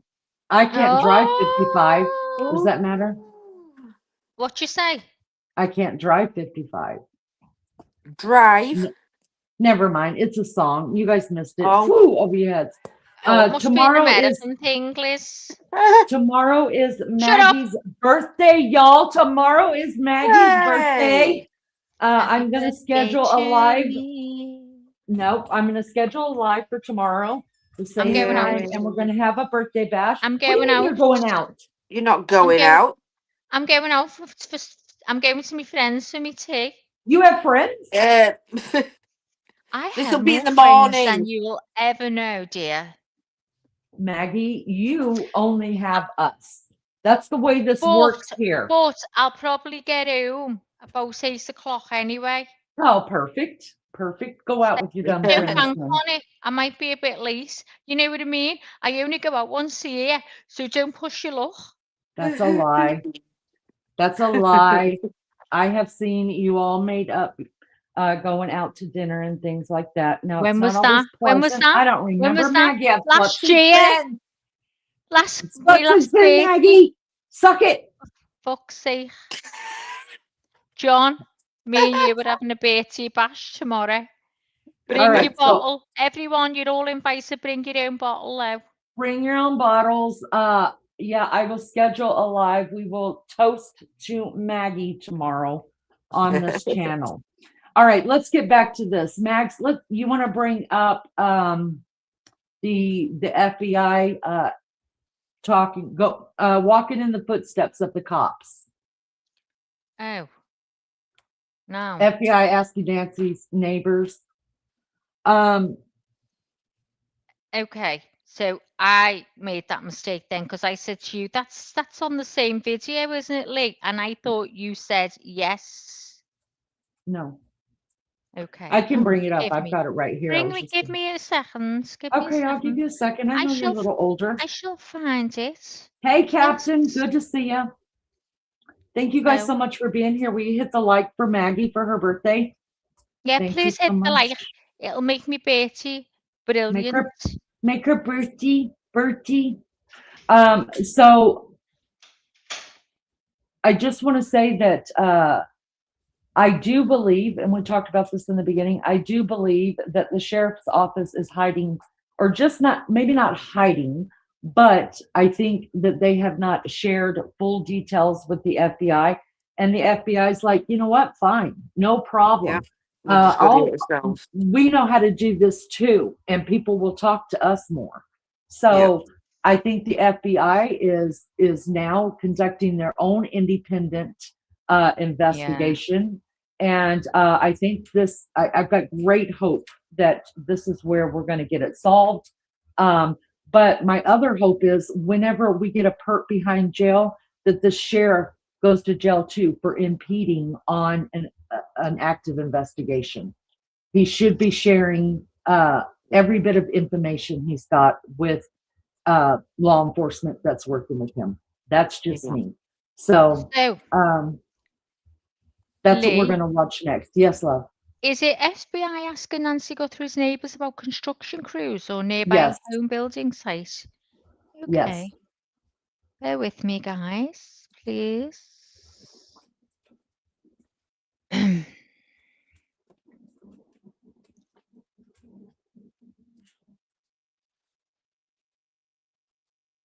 Okay. Really appreciate it. Please click to subscribe. I appreciate all your support. Today is day 45 in the search for Nancy Guthrie, which is kind of crazy. It's now officially been about a month and a half since Nancy went missing on February 1st. A couple of new developments today that I've learned about. I have confirmed through sources that the FBI has been back in Nancy Guthrie's neighborhood over the last 24 hours or so, going back to neighbors' houses and asking more questions. Some of the things that I know that they're talking about is there's one neighbor that moved out before Nancy disappeared, and they have been asking more questions about that situation. Not to say that that has anything to do with what happened, but that is something that the FBI agents are asking about. And then also, and this I found to be particularly interesting, they are asking about, there's several houses that are under construction in the neighborhood, and they are asking specifically for names of contractors and workers who were working in the neighborhood on those houses, on those construction projects. And I'm talking about like specifics, like they want the names of all the contractors and workers who are working on those houses. And I saw the construction while I was there, just driving around. There are several houses under construction in the area. So that to me is an interesting new nugget. that I just found out about today. So I'm going to discuss that and a couple of other new things that I learned about what's going on behind the scenes with the investigation with my friend and former FBI Special Agent Steve Moore. All right, Steve, it's nice to see you. Thank you so much for joining me. There's a couple of things I wanted to ask you about. I was thinking about you this morning because a few little sort of, I call them nuggets, have come out with the Nancy Guthrie case. The first thing is I'm back home in Florida, but I obviously made a lot of friends in the neighborhood and stuff. And one of the neighbors texted me this morning. She texted me early. She said, I wanted to tell you that the FBI came over today, had some more questions about some things that I saw. They also called my friend who's building a house down the street from Nancy. They wanted to know all of the workers and contractors at that house.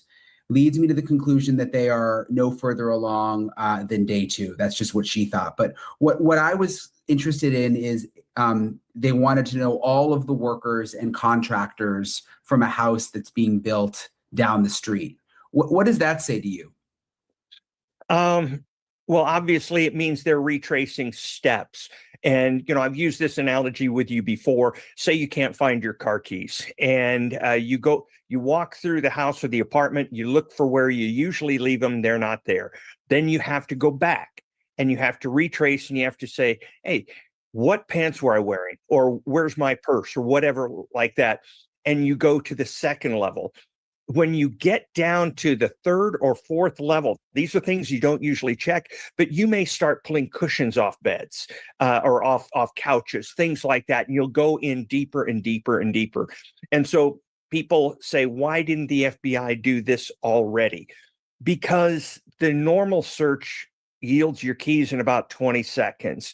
The secondary search yields them in about 2 to 5 minutes. And if you start with undoing the couches or the couch cushions in your living room, you'll never get to the bedroom where the keys are. So they are now obviously to the point where they are pulling up cushions in the couch. And I think that would explain they are not actually at day 2, though I understand completely why it seems that way. They are where they would have been if all normal searches didn't work. And just specifically with workers and contractors, like in my neighborhood right now, there's a lot of construction and there's just an enormous amount of people that come in and out that are working on houses. And you can kind of, they are not people that I recognize from the neighborhood. They're usually in work trucks, they're in pickup trucks. Is there anything specific that stands out to you that they're looking at a house that's being built and trying to talk to all the workers involved? Does that stand out for a specific reason, or do you just think they're trying to cover everything? No, it does stand out for one reason. And I don't know if you're going to find this fascinating or not, but the theory of the crime is a big deal. The theory of the crime informs every other bit of investigation you do. And from the beginning, the theory of the crime has been that this was targeted, that this wasn't a random thing where somebody goes to a house, he doesn't know who he's going to find inside. He's thinking, I'll just get the usual cash in the underwear drawer and, some jewelry, watches, something like that. But no, that's not what happened here, according to everything I've seen. And according by this investigation, that the FBI believes. They believe that this is targeted. So then you have to find out who would target it, obviously going back to the beginning. But there are 2 or 3 areas. Did they target Nancy? Did they target Savannah? Did they target Annie? They targeted this residence for a specific purpose. I believe 100% they knew that Nancy Guthrie was on the other side of that door when they were trying to cover up the Ring camera. So this goes to the point that while the FBI may have changed their theory of why she was targeted, they have not for 1 minute changed their theory that she was targeted. And so to target somebody, you have to, in some way, shape, or form, come in contact with them. And you think that leads back to why they're interested in a like a contractor from down the street? Yeah, I would think so. And not necessarily that there's an indication that any of those contractors have done anything wrong or those workmen have done anything wrong, but they are people who would have very possibly come in contact with Nancy. And I think one of the main things that I would like to find out if they would let me in on the case is how ambulatory was she? How traveling was she? She had a car, but she didn't go to church at her local church. She Zoomed it with her, or she followed their online services for a church in New York that Savannah went to. So that leads me to believe that she didn't get out of the house as much.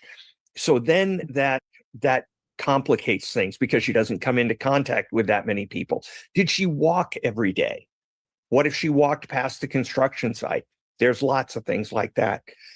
Yeah, she used to walk. The neighbors told me, I think like years ago, there was actually a group of them that would all walk together, and she was part of that group. But I think it's been a while. I mean, I think her health has really been, even some of the neighbors told me like they were kind of worried about her sometimes, like they didn't see her coming out of the house as much, that kind of thing. Right. And so then that would lead one to believe that maybe it was somebody who came into the house, or came to her house, or, this kind of thing happens. I mean, you've probably seen this kind of thing where you get a door knock and somebody says, "Hey, I'm cutting trees down the block, and I thought, while I'm here, I can give you a deal and cut some of your trees." Or, "Do you need a gardener?" or anything like that. She doesn't have to get out necessarily for somebody to door knock her. And so what I would be interested in combination with this is any solicitors that came by any of the houses in the neighborhoods in the weeks beforehand. Yeah, and I know most contractors and people working on houses are just doing their jobs and it's not like they're bad people normally, obviously. Yes, actually, someone emailed me the other day because I was talking about contractors and said, we're contractors, me and my husband, and you gave us a bad rap. Most of them are good, but it does make sense. Those are like, I was just thinking back to my neighborhood. Those are really the outsiders that come in. You know what I mean? Like, yeah, they are. And frequently to the person who contacted you about contractors, I'll agree 100%. I am not casting aspersions on contractors, but there are people who come into neighborhoods specifically to case places who masquerade as contractors. Or, and there is no profession that is without its problem child. I mean, the worst spy in the history of the world, I think, came from the FBI internally. So I love the FBI, so I'm certainly not jamming on contractors, but it is possible that somebody at that job site found a reason to go into that house. Something else yesterday, Steve, in my episode, before I left, I interviewed one of Nancy's neighbors who I hadn't talked to before. And she brought up something really interesting, which other people have noticed. On Nancy's front door, and a lot of the houses there have it, it's not a screen door, but it's like a security gate. You know how people have those? And there's the regular door, and then it's like bars, and it has a lock. And I'm told that you have to have a key to lock it from the outside and from the inside. Right. And this neighbor had one too, and her theory was the guy who went to the front door, she believes there was someone else already inside the house, and that guy was coming to the front door to help that other person get Nancy out, because she just says most people there lock their security door, and there would be no way to get in. That would be very hard to break through the security gate. You know what I mean? Yeah. Oh, I've gotten through a bunch of them when I was on SWAT. You have to have special tools, crowbars, things like that, and they're very noisy. Or we had some hydraulic things that moved them out of the way, so they are substantial. But and that's possible. I'm not saying that didn't happen, but my theory on this would be that if a person can get into the house without being seen by a ring camera, then they can get out of the house by being seen by a Ring camera. And it would tend to be kind of a goofy move when the guy says, I'm in, and the camera's in front and I'm in without getting seen. Why would you then send somebody to the front door? Right. And she also may not have locked the security gate. I mean, especially since it takes a key on the inside, maybe she just had it closed. Although when she went home from having dinner at her daughter's, when she was last seen, the garage, it sounds like she would go in and out through the garage because they were Can we apple this a minute? open, which makes me think maybe she did have the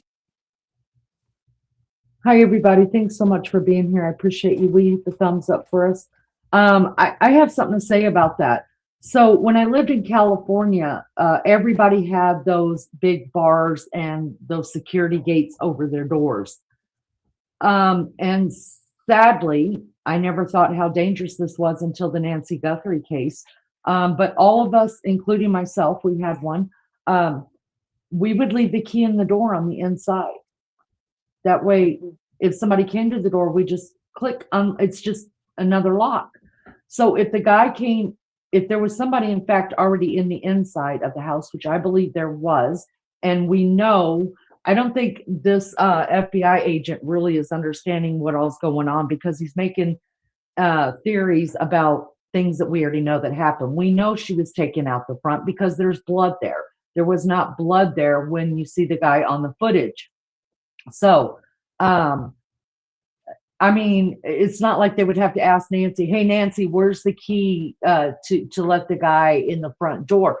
It's very possible that key is always there, and she just unlocks it, walks out, takes the key out, turns around, locks it back, and then when she comes back home, unlocks it, goes back in, and leaves the key in locked. That's what I think. A lot of people do that. We did it. We left our key in the lock on the inside. Why wouldn't you? Now I wouldn't. Now I'd hang it up on the wall, I guess, somewhere. But why wouldn't you just leave it in there? Nobody can get through those bars. All right, Max, go ahead and keep going.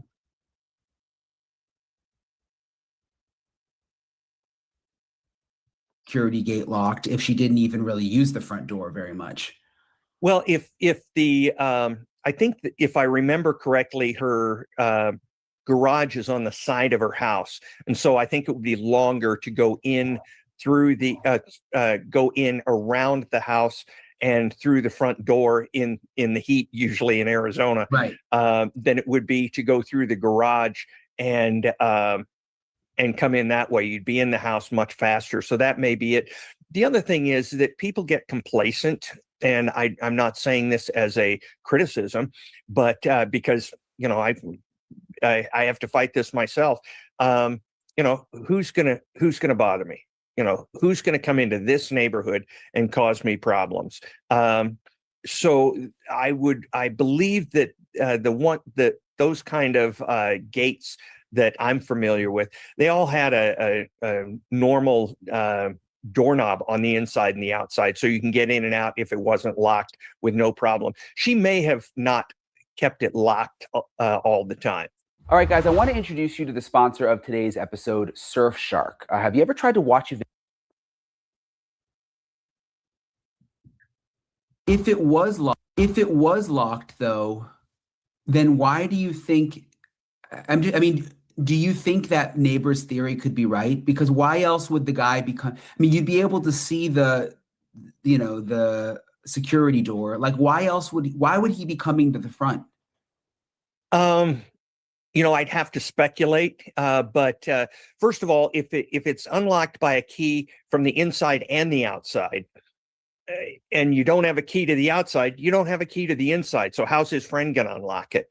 That's one thing I would think of. That's a good point. Yeah.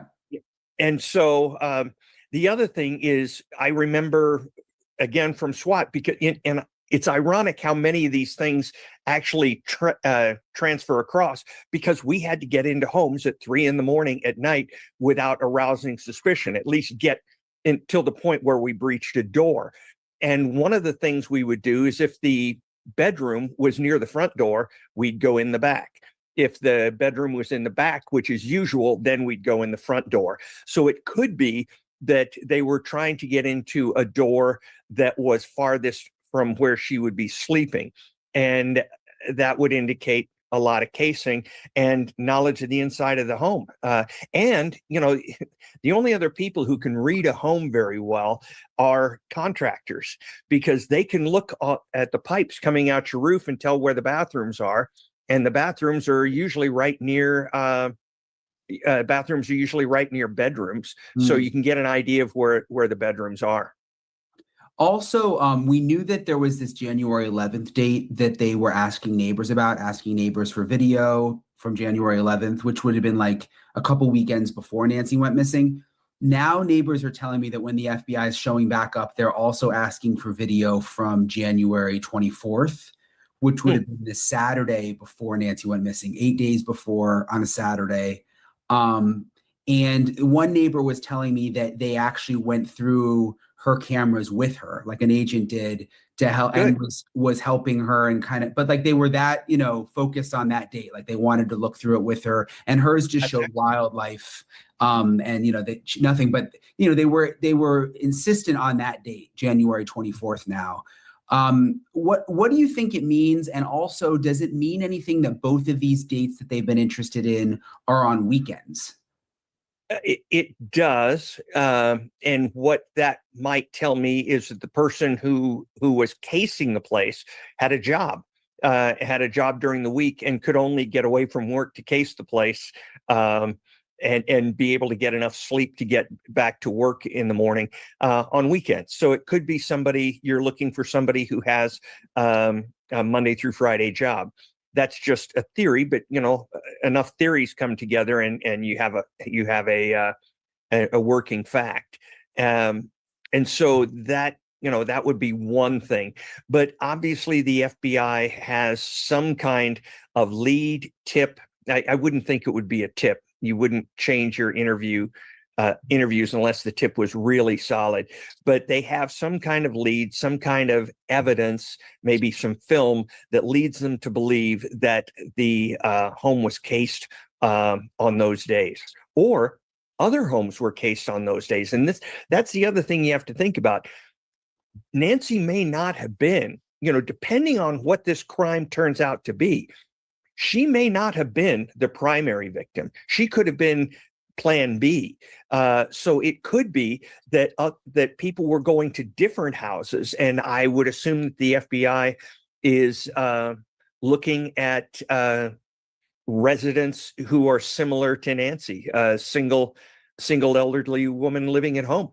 Yeah. And there's a lot of older people around there. Is it a bad sign, though, that they keep visiting the same neighbors? The FBI, I mean, should that lead us to believe that they're not making much progress?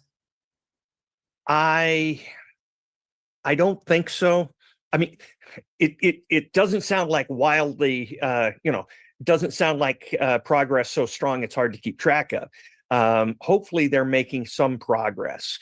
And that's, you know, that's just going to be your litmus test for if we're doing anything right. You have to make some progress somewhere. But, you know, I liken it to doing a jigsaw puzzle. And you say, oh, I've got a piece here, you know, that shows the corner of a building. So now I'm looking for other pieces with a corner of the building. And so you give up for a while and you put that piece down and you go, you know what, I'm going to look for corners of the building again. And so you try to start looking at other pieces of evidence. The other thing you do is you change your investigative team, sometimes investigative styles, and other people have different investigative philosophies. I will investigate different than even my closest FBI friend. They have a different way of doing it. And so some people may come in and just do it differently. Yeah, I guess just a fresh set of eyes kind of thing. Yeah, exactly. I had reported a couple weeks ago that they were using polygraphs to clear people in the case. And the sheriff was quick to come out and say, oh, that's not true. People just saw polygraphs at our building because there was they were doing like new hires that day, but that actually wasn't my like that wasn't my source that it was even coming from the sheriff's office. It was actually the FBI doing the polygraphs. And it's interesting. Yeah. I noticed Megyn Kelly reported yesterday that that Nancy's family members were specifically cleared because they all passed polygraphs. I didn't have that part of the reporting. I just knew that they were clearing people in general with polygraphs, but she's reporting that it's actually the family members. Did you ever do polygraphs? Like was that something that was part of your investigations in the FBI? Yeah. Oh, yeah. And the polygraph itself is usually only the actual test itself is, I would say, less than half of its value. It is the realization of the person who you want to polygraph that we will likely be able to tell if they're lying or not. And so that causes them at that point, especially if you come up to a family member and you used to broach it like this, you'd say, listen, my job is to catch the person who has your mother or may have harmed your mother. And the problem is, statistically, it's usually a family member. So help me eliminate you so I can get to the real work. Help me get through this as fast as possible, because it's just slowing down finding the real person who did it. Then you get 3 polygraphs in there, and you talk to them before and after the polygraph. And those interviews before and after are as important or more important than the polygraph itself. What do you mean by that? Like the interview, why were the interviews after more important? A person who believes that they might not pass a polygraph is going to behave differently than somebody who has nothing to do with a crime. Person who has nothing to do with a crime might be slightly, nervous about taking a polygraph, but you set them at ease and you do all this, A person who is afraid of being caught is going to show all sorts of psychological and even physical tells. You might see them sweating. You might see them, their knees bouncing or something like this. And then in the pre-interview, you're going to go over all the questions you're going to ask. And I don't want to give away techniques or something, but you can go in and say, is there anything about this that makes you nervous? Because I see you there's some stress here. How can I make you feel better? What question bothers you? So maybe you and I can change the question so that you're not worried about it. And you can delve pretty quickly into why they're nervous. And frequently that will tell you things that are important. And you can use the opportunity to say, now listen, if I was testing the person here who was afraid they might get caught on this, I would want them to know that they have options, that they could make deals, they can do this. This isn't, polygraph or die. This is, let's get through this. And those are as valuable sometimes. In fact, most of the time in a criminal case, I think those are more valuable than the actual results, because the actual results are not admissible in court. The interview before and after are. If has anyone ever failed a polygraph and then do they ever not tell them because they don't want them to know? Like then you just know, oh, maybe this person is a suspect, but you don't actually tell them that they failed? Yeah, absolutely true. I mean, absolutely true. I'm not lying. The polygraph is your tool, not theirs. And if the polygraph will work for you in a way that is helpful, that's what it's there for. It is not a defense tool. It is not a defense attorney tool, a prosecutor. It's an investigative tool.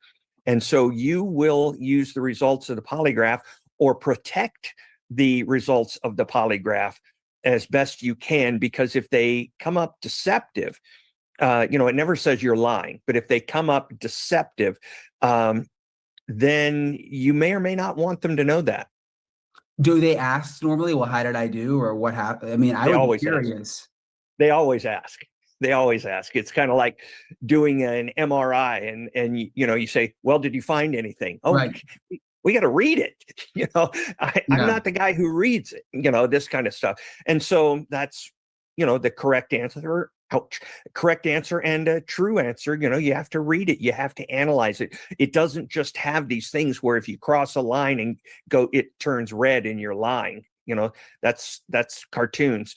But if you you do have to read it. I think though, during the polygraph, you got an idea. Okay. So yeah, the fact that there's now this reporting that the family passed polygraphs, that's for you a pretty good sign. I mean, that is that reason. I mean, the sheriff came out and said the family's cleared officially. Yeah. Period. That would probably weigh. I'm sure that weighed into that decision. If the sheriff says it, I'm not confident just because he said it.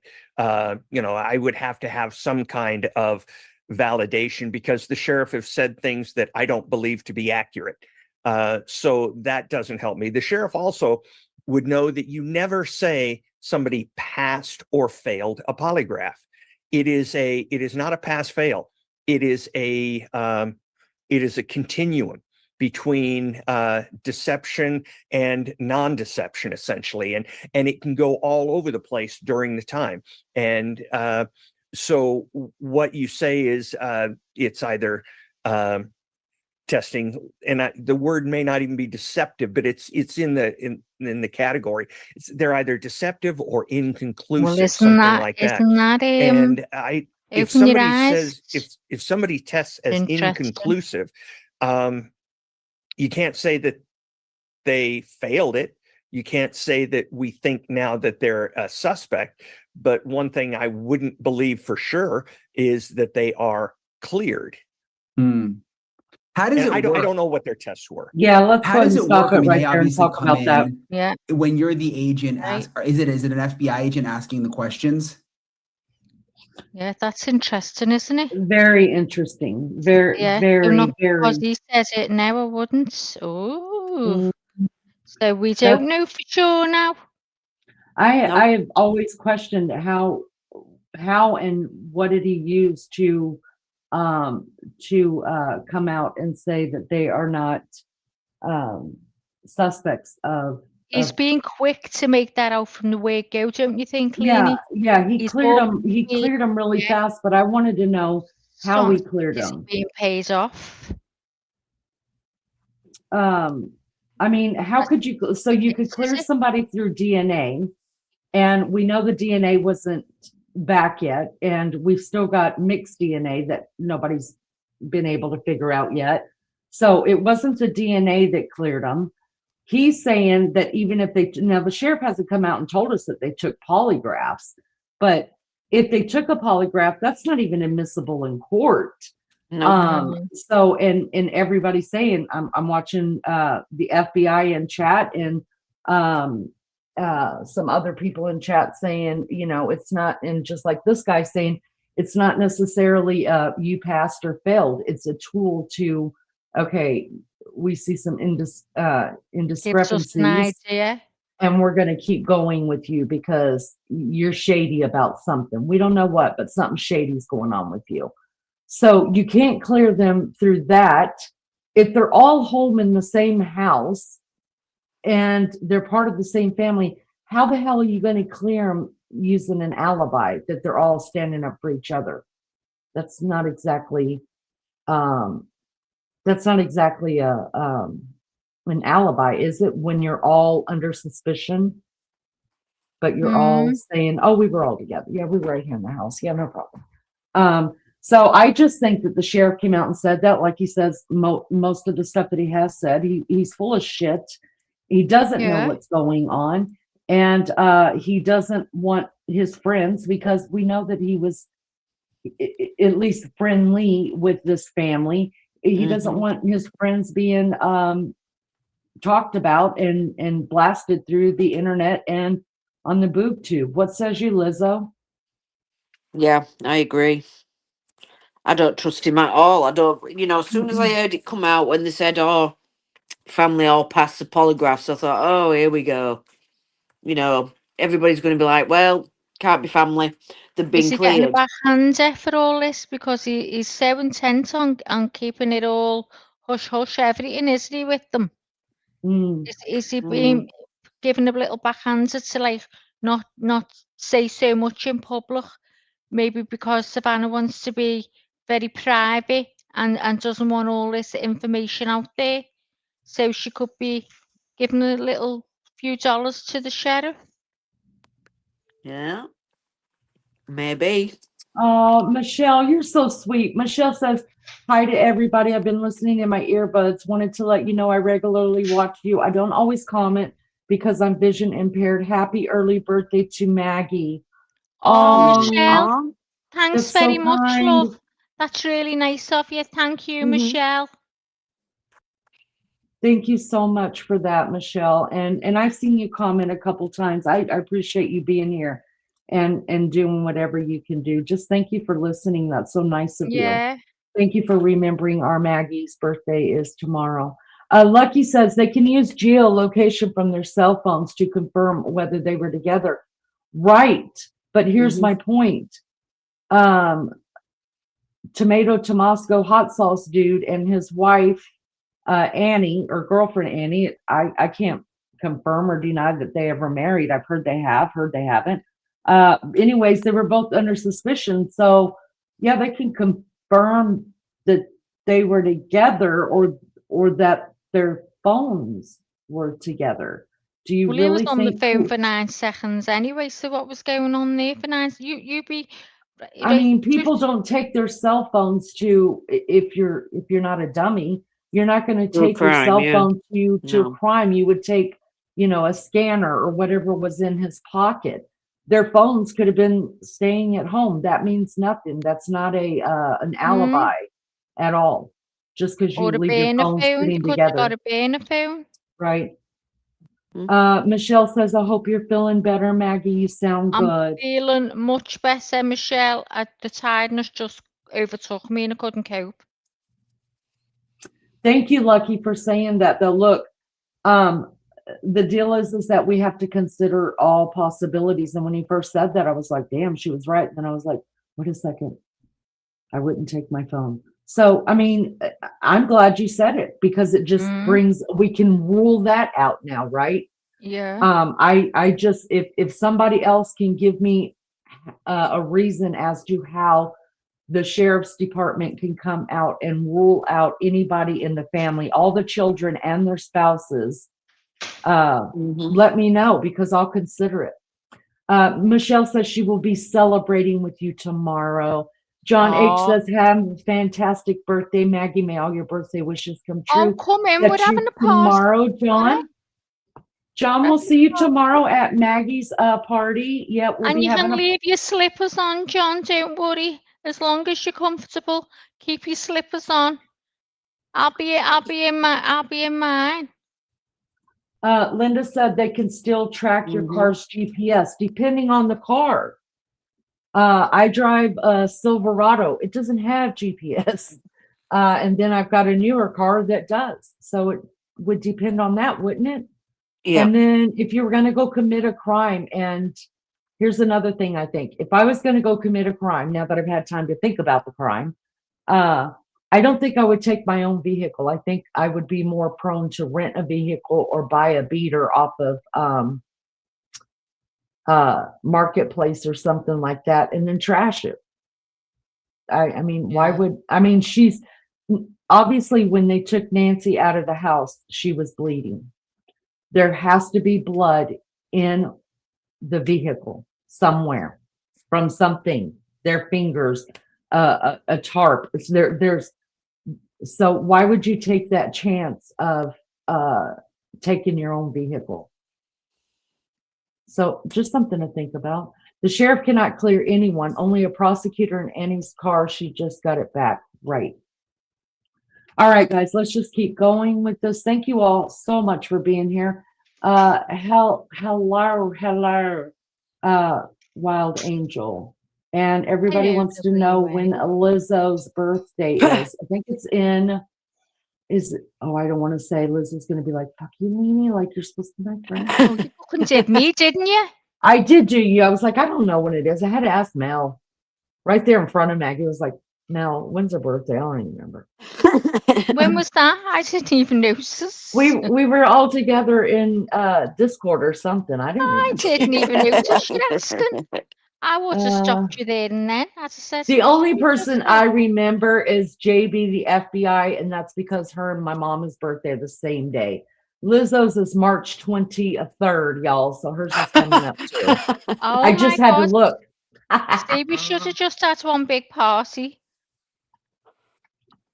D. Anthony says, I love how it's not what you know, it's what you can prove in court. I love that too, D, because it's so good to see you again. You were in here last night.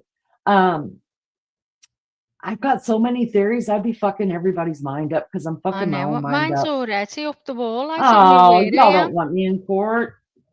Oh God, honestly, I've never been so invested in a case in my life. To dream so real. Yo, don't feel bad. I got 10 grandchildren, and I'm calling my daughters to ask them like whose birthday's when, what's happening, so I can put it on the calendar. I'll be 21 again, lol. That's all. That's all we why say. is Brian 21 Inton? again. Why is Brian Inton's channel up? Well, because we're reviewing watching it. him interviewing this FBI agent, which we really don't have to because we have our very own FBI agent in chat. Yes, we have our own sources here. Her name is JB. I call her J Badass. She's a 20-year retired FBI agent, and I can prove it. I won't, but I can. All right, let's get back to it, Mags. Okay. Here goes. It is, but it's a trained polygrapher, and I was not a trained polygrapher. I was trained to work with the polygraphers, and they set it up. They read it. They have much more knowledge than the average investigation, and they are very good interrogators. That is So part you of their wouldn't ask the training. questions as the agent. Would you just sit there, or I wouldn't be in the room. so I you leave the. Okay. I would talk to the agent who was giving the polygraph, and he and I or she and I would meet and probably discuss these things for an hour, go through the questions and say, this is what I want. What are you aiming at here? What are you suspecting? And we would give that person, him or her, an idea of what we were looking for as a result of this investigation, what our main questions were, what are secondary, and let him go from there. It's kind of like, I was an FBI pilot for a while. Not all agents are pilots, and you don't want agents who are not pilots in the cockpit because they know more about that part of it. And the same way with polygraphers. I wasn't a trained polygrapher, so I shouldn't get involved with that. But with the process, or I'm sorry, with the actual administration of it. But the agents are involved heavily with the process. And do they just call you after and say, okay, we just wrapped up, and they, were honest or weren't honest? They will come out sometimes mid post interview to get a cup of coffee or something and say, let's talk, because I think, this person's, not all where you would like them to be. Interesting. And so it's, it's it is so subjective. It is not an objective test.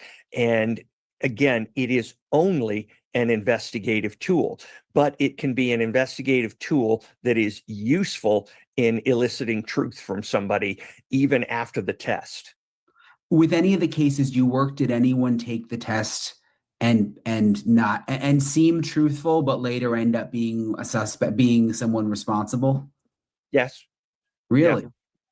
I had somebody who, because I believe they were a psychopath, they didn't have the same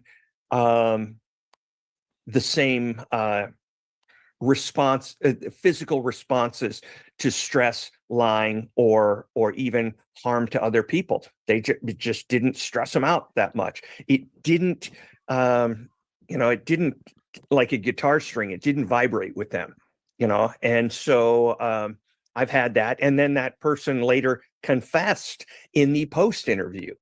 And so, these things happen. What kind of case was it? It was a domestic terrorism case where somebody had provided material support to kill someone.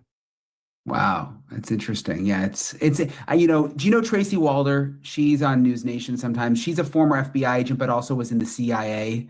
Okay, I know several of those hybrid agents, but I don't remember. You might know her if you saw her, but I interviewed her a couple of weeks ago. We were talking about polygraphs, and she mentioned to me that she actually failed her polygraph to get into the CIA.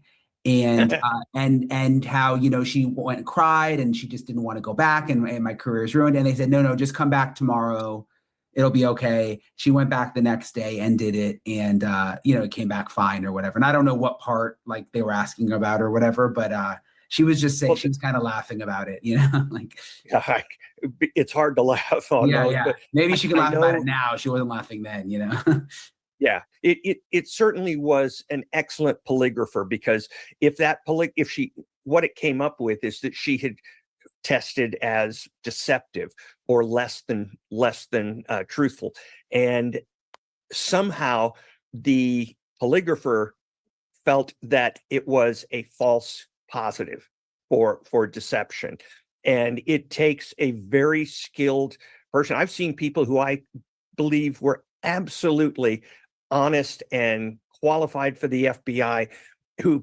failed an FBI polygraph, and it still bothers me to this day, because those people would have been great agents, and I think it might have been the polygrapher's fault. But yeah, I've had problems on polygraphs because I was overseas working Al Qaeda in Pakistan and all around the world there. I had information that could have been very damaging. So every year or two, I had to get polygraphed. And one of the questions was, have you divulged classified information to anybody who shouldn't have had it? And my problem was, there are certain paragraphs where the middle name of somebody might be classified, or a location, or if you combined this bit of information with this bit of information and a date, would that make it classified? And so I said, and I explained that to the polygrapher. And so we changed the question to, have you intentionally, with malice, intent, divulged classified information? No, not at all. And said, you see what I'm saying? Yeah. I don't know. And my mind keeps going to, like, whenever I go out of the country and I'm coming back through customs, and when you get asked for your passport and everything, and I have nothing to hide. I'm just coming home. I always get a little nervous. Like I don't even know how to explain it. I always just feel a little bit like, oh God, I'm about to get in trouble for something. Like, right. You don't even have to explain it. That's exactly what. Now imagine you come in off that plane and they hook you up to a polygraph. Right. And now you've just jacked the stress up through the roof. So polygraphers are aware of that sometimes the most innocent people have the strongest physical respiration, blood pressure. They have the strongest reactions to the questions. That doesn't mean strong deception or deception of any kind. It just might mean, and a good polygrapher will understand this, that they are very stressed out by taking the test. And sometimes innocence makes you more stressed, because you say, what could I have done? Right. The guilty person knows exactly what they did. Yeah, that's a good point. That makes me feel better about my always being nervous. And you should feel good about it. Yeah. Okay, good. And just my last question, Steve, the Sheriff Nanos from Pima County, there's some rumbling, that the Board of Supervisors, and, sheriffs is a powerful position. Obviously, you're elected in Arizona. No one can take you out as sheriff. but the supervisors of the county who are elected also control the budget. And there's some word, some of them are just not happy with the sheriff right now, not happy with the investigation, not happy with the public perception of what's going on. And I'm just wondering, should we give the sheriff a break right now? I mean, we're, 40 some days in and just see how things move forward? Or do you think it's fair to be critical of the sheriff based on what you know of how things have gone so far? Well, I think it's fair for every law enforcement executive, as well as the agents and the deputies and the detectives, to be held accountable for their job performance. And there are people, you know how they say in basketball, there are players who are just not made for the playoffs. They play all year just fine, but when the playoffs come, they just fold. And because they can't take the stress, or it's a level of competition above where they're capable. And while I'm not saying this is the case with Sheriff Nanos at all, it is possible that he was an acceptable, serviceable sheriff, but didn't have the necessary skills to handle an investigation like this. And he might have the investigative skills, but he didn't have the liaison skills. I don't think he has effective liaison skills. He doesn't have public relations skills. And he had allegedly, but I think there's a lot of anecdotal information, a chip on his shoulder about the FBI. And by the way, I get that. The FBI put a lot of chips on people's shoulders, but you can't let that interfere when somebody's life is on the line. And it reminds me, when you go into the executive program with the FBI, some of the first training you get is in front of people interviewing you on camera.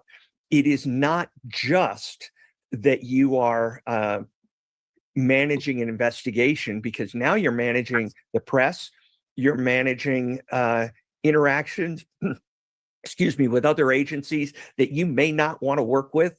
I can tell you, I've done that a few times. And so it's a holistic thing. And I think there is, regardless of where we are, we were talking the other day, a bunch of agents, and we just can't figure out why it hasn't been solved. And it's not because we think we're smarter than the agents. We just don't know what is the handicap, because there is one. If there wasn't some kind of roadblock here, they would have solved it. And I trust these agents, and I trust the teams they're on. So we're curious about what happened in the investigation. And if you look at it, some of the things that happened are interagency rivalry, at least by one agency, and a lot of public relations gaffes.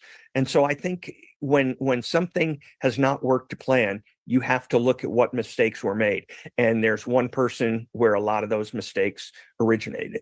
So you think there was a roadblock in the investigation? You don't think the reason it's not solved is just because whoever did this was so good at covering, or was so lucky? Because the sheriff was. It was. I think both. I'm just saying that it could be a combination of interagency rivalry, which stifled the free flow of information. Plus, I would say the perpetrators getting lucky. Because they didn't seem to be all that competent. When you show me somebody who's wearing his gun in the wrong holster in his crotch outside the pants, and he's trying to cover up a Ring camera with leaves, you've shown me somebody who is not Lex Luthor. So I think if they didn't get if there's a thing that's keeping them away from finding the person, it's a combination of interagency lack of cooperation and the luck of the bad guy. And it might be luck because the kidnapping may not have been the prime reason to do this for this crime, and that may be throwing off all the investigative results so far. Yeah. Well, I appreciate your time, Steve. Thank you. As always, I really appreciate. There you go. Well, Right. wow. Who thinks that the gun was real? I don't. I do. I think he just took it just to frighten her. See that? And let's be honest, I dropped dead. Okay, but then these guys who are trained with these things, I mean, JB, what do you think? And see them all the time, they must know a real to a fake one. But you couldn't see it. You could only see the top. You could only see like what it was. You couldn't see the actual thing itself. Well, it So, didn't fit in that holster, did it? The holster yeah, wasn't. and that's why he had it there, because it wasn't real. That's my thinking anyway. What do I you don't think, know. Liz? I just think, I'm not Liz, sorry, but I think that if some dude came in my house, he probably wouldn't need a gun. I'd be like, what up? Let's get some coffee and have a discussion about it. Like, I'm Yeah, Lainey. Nice to well, meet you. You're going to like me by the time this is over with. But maybe I just don't, why would you? I don't know. I don't know. I don't, would they take a fake gun? yeah, well, they're going into an old lady's house, and just to like shut it up straight away, rather than sit there and start to feel bad in some way if he had, you know, any scruples, like she was crying or something, and he's like, shut up, because he's in there, he needs to get out, he's now crapping himself. So he's like, shut up or I'll, and so Well, she instantly like, oh, do you know what I mean? yeah, but why? I don't understand. I Just a just don't scare think factor. this, yeah, but I don't think this guy, I'm pretty sure this guy probably had a real gun. And Just because of where it was. I mean, I've never used a gun in my entire life, but I but know Maggie, not to you're put it there. you're from a different country, and it's been said, even Lizzo said she looked up the placement of the gun and what did you say, the Mexican mafia or Mexican something? hold. It's a Mexican hold, it's known Oh, as. yeah. So I mean, Oh, so even though they sit I've there. never seen it, but it Okay. obviously, you know what'd be interesting is when, because I do believe we're going to find the perp. I don't believe, sadly, we're going to find Nancy. No, I don't. What'd be interesting is when we find out his name, and all of us are going to be on our phones, on our computer. We're going to pull up more crap. Oh, I We know. will already have it, y'all, before the police or Brian Inton tells us anything. And to be able to see like pictures of him always wearing his gun like that, and we'll be like, Can you imagine if it goes to court, what we're going to be like? Well, I was It's watching going a to blow court the case. internet up. Yeah, I was Oh, watching look, a court YouTube will case go off. last week about they were trying a case with no body, and right before they went to court, they ended up finding her. No, I'm not getting all So made up about it, because look at COVID. I I know, knew that Maggie, was they let going to us take that down. play. I knew. Fabian says, hey, people were afraid of box cutters on 9/11. You're right.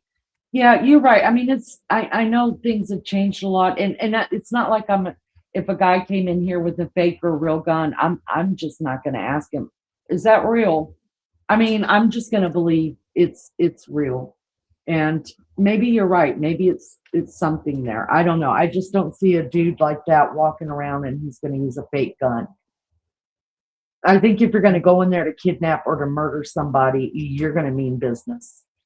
But maybe it didn't. Maybe it just went wrong. True. JH says he was trying to intimidate Nancy. Yeah. Fabian said, how was the gun supposed to be? Well, Fabian, you know how when people holster a gun, usually it's worn on their hip. Mm-hmm. Have you ever seen a holster worn Let me get the picture. Yeah, can you get the picture up so we'll know what we're talking about? It's very rare you see someone with it right in front of the crotch. Yeah, I've never seen that. My dad used to wear a holster all the time. Yeah. and holstered his gun. It was always a side iron strapped to his leg. The last Yeah. true American cowboy. That's my daddy. I mean, a Mhm. lot of fellas would have been scared of it going off, you know, and accidentally. Yeah. Oh, could you imagine him shooting his balls off? Now that I would have know. been some good content right there. Oh my God, I hope it Yeah. happens. Poop Now I smear don't know dirty. whether. Oh yeah, they are. Have we got it on this one? What's the chance she is alive? I do not think I guess there's always a glimmer of hope, but I don't think she's alive. Yeah, I I still don't think think so. it was an abduction and then she died and they couldn't go through with it. Mhm. JH says, the FBI says, you can't sit down with it in the middle. Trust me. Good point. Good point. Mm. And Fabian says, I hold mine under my armpit. I think most people do that nowadays, but like old school people, like my daddy, it's still around his waist, y'all, strapped to his leg. I absolutely don't think she's alive, JH says. So this is the picture that Maggie put up, and it is believed, some people believe these are two different people. I believe they're two different people. Some people think it's the same night. Some people think that it is different nights. I don't know. But what I do know is placing a gun, whether it is a fake or a real gun. Now, I've heard a gun expert on one of the shows or a couple of shows talk about what type of gun this is. So I don't know. I guess it's like people who can identify a car that's speeding by. It just is a white car to me. I don't know enough about guns to be able to say what type this is. So it's just very unusual to see a gun being in that placement right there. That's what we're talking about. JB thinks it's two different jackets, but the same guy. Could be. Could Oh, be. one of the jackets has got a star on it. Star. You can just see it from underneath the strap. There's a black star. Yeah. But I see. Do you remember I said it had something on the sleeve? I said, "Can you see like a patch, a sewn on patch?" Yeah, a- I remember and us. I remember you doing that and zooming in on it, and I still couldn't see it, but that doesn't mean it's not there. Same JH height and says, weight. yeah, same height Same. and weight. I think it's the Yeah. same But guy. look at this. Can you see his stomach there? Don't you think it looks like Yeah, a beer gut? yeah, I've always said that I think the guy with the gun is younger than the guy without Mhm. The because way his he's holding body, himself, yeah. yes, and his shoulders are dropped down. I mean, we all know gravity takes its toll, including your shoulders. And look at His the two shoulders, things in both his pockets, Lee. I see it. I'm just looking at the shape. Same thing on That- both of them. Same, Yeah, they that both looks like have a something in radio. each pocket. Yeah. And to me, it does look like he has a beer belly, because the way that the zip up goes kind of like over his belly and under yeah. it. And he's got weird shaped legs. I'm just saying, I mean, he's got those chicken legs that older men have. No offense, guys. I got chicken legs And too. look at his neck. I mean, I keep thinking I can see his face. I think I could see his eyes face and a too. It's so nose and a weird. mouth. Yes. Can you? I think I see the same thing, but I think after looking at it for so long, you just I wonder don't know. what you're Can anyone seeing. see that? Put It your looks big like he's screen. got man boobies too. I can see that face. Angela says, your answer is that the world is way more dangerous. We won't know the motive and it's in that crazy person's own mind. Right. We're just talking about it. We're just talking about different things. And I like when people come in and have a chat with us because we've learned a lot about ways we all think. Yeah. And we all think differently. I think we all bring something to the table. Are we going to go and solve this case and find Nancy? No. But when it's solved, and I do believe one day it will be solved, when it's I don't believe they'll find her body, but when we find out who the perps, because I believe there's more than one, are, it'll be interesting to sit back and go, wow, we called that one. Wow. Like I was so off about that. And believe you me, I absolutely hope that I'm wrong on everything that I think about this case. I want to be wrong completely, 100%. Like me, I have a trouble even thinking about that cartel did this. People think there are people that have come in here and said this is the Mexican cartel. Mm. And then they start talking to me about it. And I'm like, well, it's not out of the realm of possibility. Do I still believe my own theory? Yes, but I'm willing to entertain other theories. And that's what I like about conversations. And let's just face it, this isn't the only true crime case that's out there, nor is it going to be the last true crime case that we cover. And you kind of learn from each case for the next one, right? Don't you guys think so? Like Yeah. we'll learn something about this To take case to the next one. that'll take Yeah. us to the next one, and then we'll understand a perpetrator more. That's why Mhm. at nighttime I'm covering the Jodi Arias case all over again and playing her testimony on the stand, because the Jodi Arias case always comes up at least once in a lot of these new cases that are coming out, and it's because we learned so much from that case. Yeah. So that's why we talk about it. That's why. Mary's okay, hold on. I see. John says, for all we know, she could be eating bonbons in Bolivia with Epstein. See? Life is Mhm. very strange. Nothing much surprises me anymore. See, everybody's got a different theory. And listen, the only theories I refuse to discuss is that aliens came and got her, because I don't believe in aliens, y'all, because I would be the first person abducted. Now, I live with people that believe in aliens. I was raised by people that believe in aliens, and I'm over here going, negative. And then don't come at me that Trump went in there and did it. Other than that, y'all, I'm willing to entertain anything. Will it change my mind? I don't know, but it's still interesting to know how people think.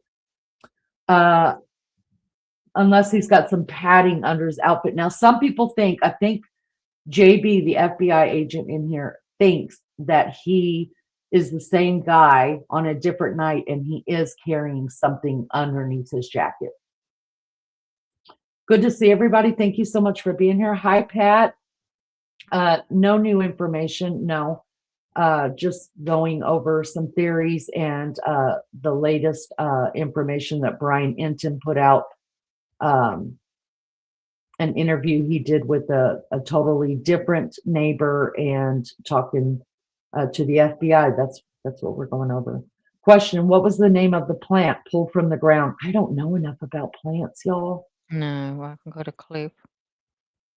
That would be interesting probably to ask Miss Barbara. Miss Barbara's the matriarch of our channel, you guys. She's highly respected here. She lives in Tucson, Arizona, and she lives about 20 minutes away from Nancy Guthrie's house. She may be able to kind of look at it and see maybe what it could be. We'll write that down and ask Miss Barbara what kind of plant she thinks it is. I think she's still alive. Wow, do you really? What makes you think that, Pat? Michelle says, I haven't been watching your Jodi Arias because I'm familiar and watched it back in the day. She was horrible and evil. That's okay. It's not everybody's jam. I was so shocked. How long did she get, Lee? Well, they were trying her for the death penalty, but the jury deadlocked twice. So the judge gave her life without parole. She's already exhausted all her appeals. And how long ago was that? 18 years ago. Oh my God, that long? Yep. And I cannot believe the people that have never heard about that case. I can't believe it. Wow. I tried shocked. to watch it back, your last one, and it said the video, the live has ended. Is it being taken down? The first live was taken down because I showed some No, of 20. the last one you done? No, It just I said the haven't. video was ended. I couldn't watch replay. No, Don't know whether you can now. I don't know, or I don't know. I haven't looked. Christina says with a pacemaker. Let's see, Fabian, to be honest, that type of carry, which is called an appendix carry, is common with trained individual, easy access in close quarters, easier to conceal. Well, there's no concealing You that right can't there, conceal that one. Fabian. I mean, Yeah. that's like saying, here's my badge number. I mean, it's there's nothing concealed about that whatever, and I want to know what trained individuals wear it like that, because not the police, not any kind of law enforcement, not my daddy, not the old cowboys. I've never seen anybody wear this. I've never seen it worn There's a there. few in chat think that it's still Tommaso. Yeah, Hi I Deborah, s- good to see you. I still think so too. I mean, I was reading somewhere today, and it said on the likelihoods of who they think the suspect is. The top, the most likely is somebody close to her, somebody that she I knew, believe it's or someone she knew very well. Yeah. it's somebody she's connected to. So that Yeah. doesn't necessarily mean family. It could be somebody It that could be a worked for worker. her. Yeah. Yeah, Yeah. but it's definitely somebody she knows of. Someone she's crossed paths with. Yeah. Yes. Someone. Yeah. Yeah. She's mess. Yeah. Scary, isn't it? Who you let into your house, you just don't realise, do you? No. I don't think it's the family, JB. I still think it is, but like I was watching, there was that. Did you saw that video where Tommaso came out and shouted and told Mark he had to leave? Yeah. Asked him to leave. Did you Hardly not look? walk. Did you see him walk back? I mean, Yeah. very interesting walk that he had there. Do you To think? I me, thought he looked too bad on his legs. no, I think it looked exactly the same as the perp. Oh, I need to have a look at that again then. Let me pull this up really quick because somebody in chat was talking about it. Let me make it as big as I could make it. I think it was Fabian. Look it up, appendix carry and the benefits. So let's take a look at this. This is what, to me, this is not what the guy's doing at all, but it says an appendix carrying holster are designed for fast draws and keep concealment. Well, that's so he's wearing a holster. He's not wearing, God, this is, let me bring up the picture. Can you guys see that? yeah. Okay, That so looks like that looks like he's tucked it down his pants. right. So I could see right there, yeah, how that could be concealed because it's in your pants and your shirt's over it. But the way this guy is wearing it, he's Just actually On the swinging. outside. he's wearing a holster and it's swinging on the outside. Yeah. And I don't think he's a professional at all. Like that So appendix carry is hidden under the guy's top. yeah, You know, he's lifted Yeah. his top up, so he's got They're it tucked down trying his to pants and his conceal. top comes Yeah. over it. They're trying This to perp's conceal got it. it on show for He's not everyone to see in a holster. Yeah. You That's know, what it's not makes me covered think. by anything. It's Wait. hanging down in front of his middle bit. Yeah. right. Let me look this. All right, let me take this off really quick. And then let me look up this. What was it called? A Mexican what? reset. Mexican carry, I think they said. Or the Mexican hold or Mexican carry, something like that. Mexican carry. Okay, here it is. The Welcome Mexican to the chat, carry. Rita. Thanks for coming in. Okay, so they would call that as well. Hold on. Let me bring this up.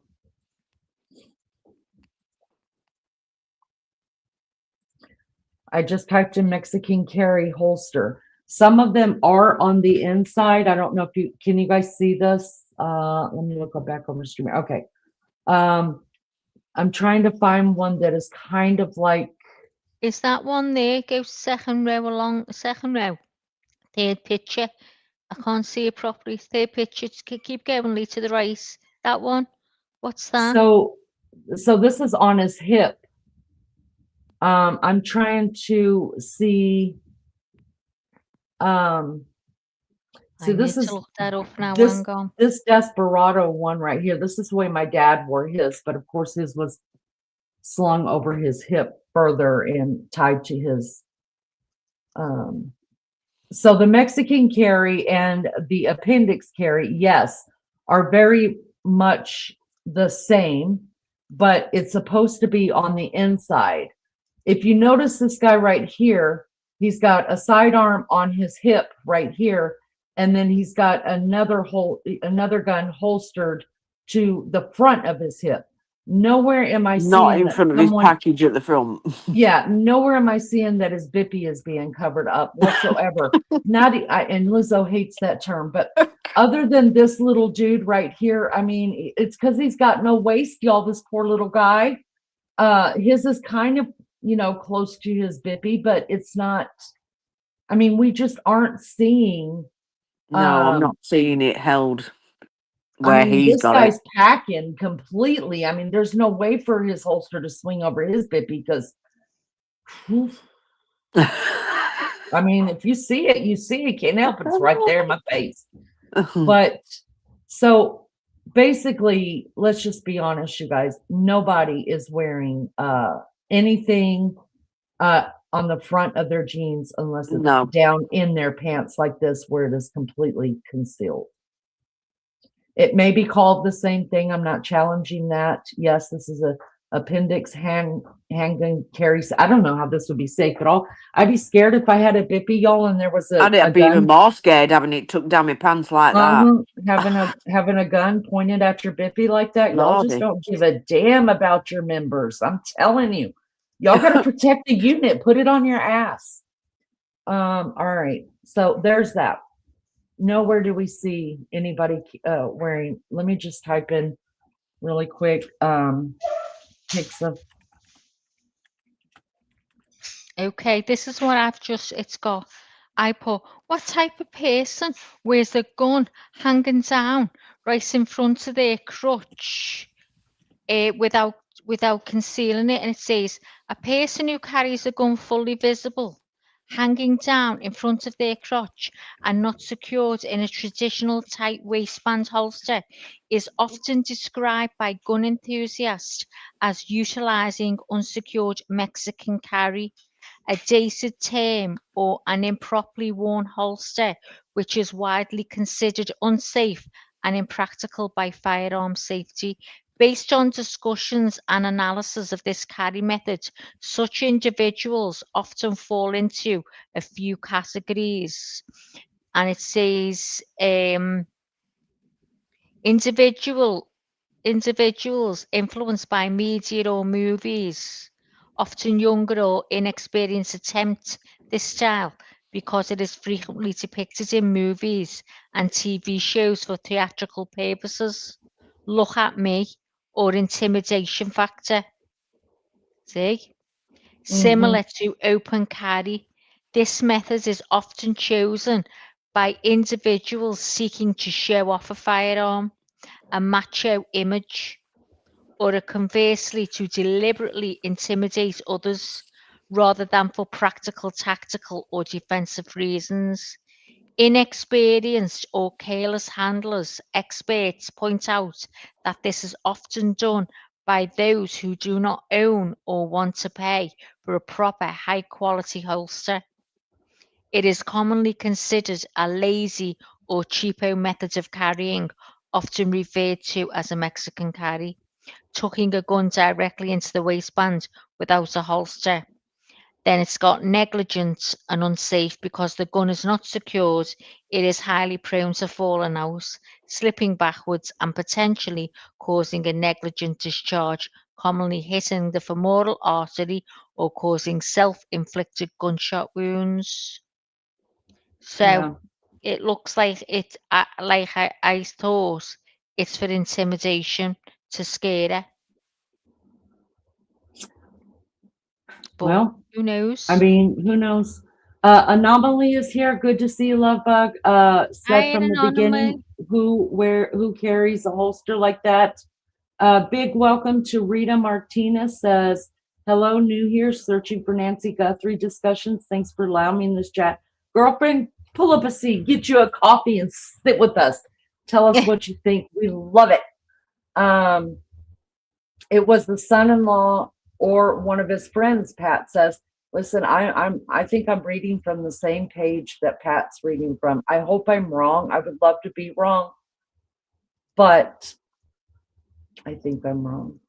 Anomaly says, you don't see Mexicans carrying like that unless it's like a gold gun or something special. Yeah, you listen, y'all men, protect your units. Telling you, cannot believe a man would wear that gun in the front and it's like pointed right at their bippy. Oh God, I feel sorry for y'all. Listen, protect the family jewels. Protect them. Tucking a gun like that is just a last minute thought or a cheaper way to carry. Well, the gun expert did say that he, well, everybody has said, anybody that's any kind of law enforcement that's been asked about this on any of the shows that I watched, they say that holster absolutely was not bought for that gun. It didn't come with the gun. That's just one of those shit ones that you can get from anywhere. He just needed a place to put it, and he was scared to put it in his pants, y'all. I don't drink alcohol, but cheers. It's beer time for Rita. Go ahead, girl. I'm gonna drink my coffee right here, and you do beer time. Willa says, no one of the family or friends took this woman. If it was, the FBI would have solved this already. Yeah, if they had been given the chance to, right?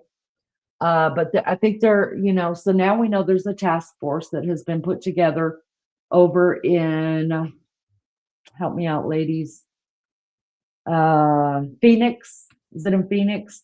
And it is made up of homicide detectives and also the FBI. So listen, I think the sheriff knows more than what he has told and shared with the FBI because of the grudges that are being held. And the FBI is doing two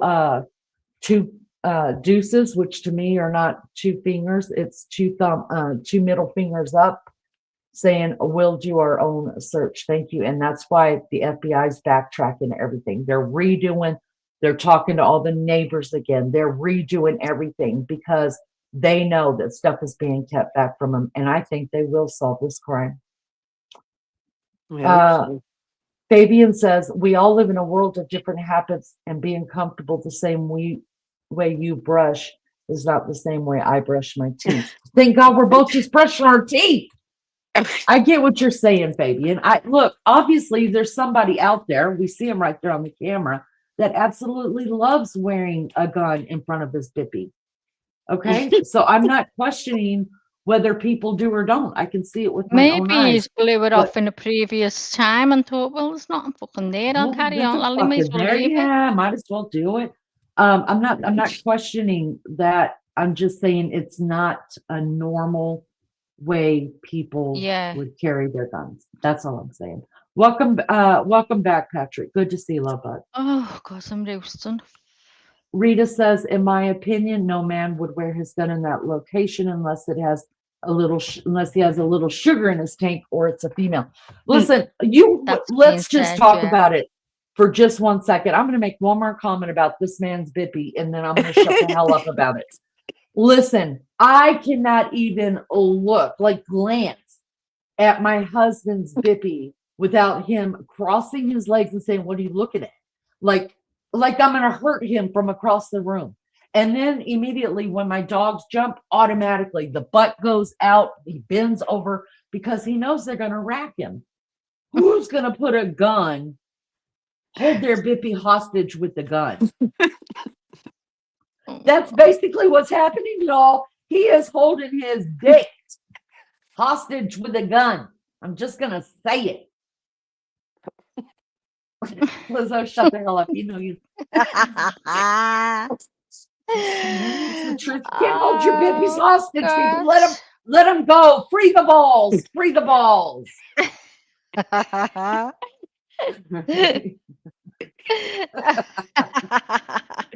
What times Maggie needs me to bring my baby, please? After, whenever you're ready. Blippy. Any blippy, any You bet time's your good for bippy. me. That's right. I've Bippies never heard that. matter, A blippy. y'all. That's what I'm going to call it from now on. The bippy, yeah. Oh, Is That's it a what bippy or a blippy? it's a bippy. When my brother Patrick's was, calls it a blippy. listen, it's better than what we used to call. So my mom told my brother he had a bippy. So I've always told my kids they had a bippy, right? My kids say they won't tell their kids they have a bippy because that's just disrespectful. They have a penis, which I cringe. But then I asked my mom when she started calling my brothers a bippy. I was like, well, what do I have? And she said a woobadang. It's not very God. nice, What Google. the hell? Very nice. Y'all, my mother gave me a woobadang. I did Why not can't you tell just call it a todger? I taught her that. Pass, I asked the same question. I said the same thing, Pass. Oh, see the way this channel is? You can be talking Yeah. about one thing and then you'll go on to another. The Lunchy calls woobadang. it a bird. I know, I never heard Bippy. I thought Bippy were a kid's cartoon character. I thought Hi, Bippy Google was. user. I don't know what I thought it was. I thought it was some type of object. John says it's Big Jake. And It's the Big twins. Jake and the twins. Oh my. Google, you're talking about something completely different. Oh dear. Well, welcome everybody. We thank you guys so much for being here. I want to just give a shout out to our sweet Maggie, who is the co-host of this channel, and Lizzo is her co-host on this channel. We have a I just playlist. dragged Lizzo with me, basically. She didn't have a choice. I just said, Lizzo, come on. You like Come this on. case as much as me. Get up here and help me out, will ya? She didn't have a choice. She became my co-host Yes. overnight. And we do have a playlist. We've been doing lives on this since day one. Hello, Actually, Will. when it was all shooting off, we did 2 lives a day. It wasn't anything that any of us planned here. It just, wait. things were coming out so fast. Lizzo, Maggie, and I are 5 hours apart. So while I was sleeping, they were getting news. So they would do a daytime live with it. While they're sleeping, I'm getting news. So I would do a nighttime live on it. Yes. So we have were a on it. whole playlist. We were on it. We were on it. We were on it Mhm. like a carb on it. Honest to God, we were like hot as We were anything. all over that. She was Bippy, going like to white on bed, we rice. were getting up, and that's how Yes. we did it. We had chips, and you know what? It was great, and then it just come to a halt. Just And come we to were a like, halt. oh my So God, I couldn't get over it. The adrenaline was bursting my head open, and I was thinking, I can't cope. How's it come to a stop? And I thought it'll happen tomorrow. They're going to find it tomorrow. Every day I said Yep. the same. And Every we day. said, me and Lizzo said, we'll only go live now because we didn't want to bore everyone to death. So we thought, we'll only go live now if there's something happening. And there's never been anything happening. Well, I think there's more things coming out though that can be talked about. I don't want to There is pressure little you things to now go where we're finding live. out, isn't I mean, it? there's stuff coming out all the time. You know, I'm hearing stuff all the time, but you just don't like to sort of discuss it if it can't be proven, you If know, it or can't if be it's proven. if Yeah. it's just hearsay. I don't like to sort of put it out there if it's just a hearsay thing. Hi, Ian. I've just been reading Patrick's. He says, "Hey, lunch lady, tell Maggie to pick the movie. I'll bring the snacks. We can skip dinner and go straight to the desert." I thought he said, Go and to I thought, so this is in my brain. I'm thinking, why does he want to go to the desert? Why is he taking me to the desert? Is he wanting to do me in and bury me in the desert? And then I realised he went to Zay's. Yeah, definitely straight to the dessert, Patrick. Definitely. Thank you so much for that, Pat. We think you guys are pretty great Miss too. Princess, pleased to meet you, Maggie. Oh, we love that name. All right. So anyways, we have a whole playlist. You guys can check it out on Nancy Guthrie. And we do try to be factual. Like if we're putting something out there, we let you guys know. this is our theory about it. This is what we're thinking. What do you guys think? But we do try to put whatever we know to be factual. Even if the sheriff's lying, y'all, we still put it out there. We tell you this is what the sheriff's facts are, y'all. But it means nothing to us because if his mouth's moving, that fucker's lying, and that's what we believe. Straight up. What's a wonder? I mean, is a wonder just someone that's like homeless or something? Is it a trans? Yeah, they a wanderer. Yeah. Wouldn't they look more like homeless though? They didn't look No, not like necessarily. dirty or anything. Not necessarily. We have a whole we call it tent row, and it's down by the river, Yeah. and there's homeless people that live there. They're not dirty, y'all. I mean, they don't live exactly. There's shit all over the place. But they do But look, yeah. they don't look But dirty. do you honestly think a homeless person will be able to pull something off like this and get away with it? You know, because I think that whoever's pulled this off, it's been very well planned. Oh, I do. I don't know. Yeah, I agree with you. Yeah, but you know what? No, see, that's what happens in my head. I start thinking, and then I think something else, and I think something else, and that's how I get like all tongue-tied and stuff. But I think the rational part of me would say, I think you're right. I don't see a homeless person being. Now, let's face it. I don't think these perpetrators are big time at all. But they have figured some stuff out. They figured out some stuff, and let's just face it, up till now we don't know who they are. So yeah, there's that. So, but like you, I just don't think, oh, this is a homeless person. Most homeless people, I won't say it's going to offend people. I don't want it taken wrong when I say a lot of homeless people are fine to be left homeless. Do you see what I'm saying? I mean, Yeah. I've gone into that camp before. I've given food, I've given clothes. They're thankful for that. If I offered them to come and stay the night with me, they would not do that. They won't go stay in the shelters that we have around the city because a lot of them are mentally ill and they don't do well with people. So I just don't see that kind of a homeless person like checking in. You know what I mean? I think you're right about that, Liz. Good night, Good to see Patrick. everybody. Have a Good night, sleep, Patrick. love. And I'll see you again. And thanks for cheering me up and doing away with me in the desert. If you're homeless, give us a like, JB.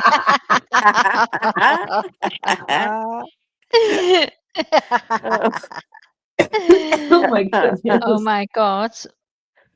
That's cute. Well, listen, the time's cracking on, right? It's And I've got a cracking on. busy day tomorrow. Well, then I've you know got to what? get up and do my hair to look decent.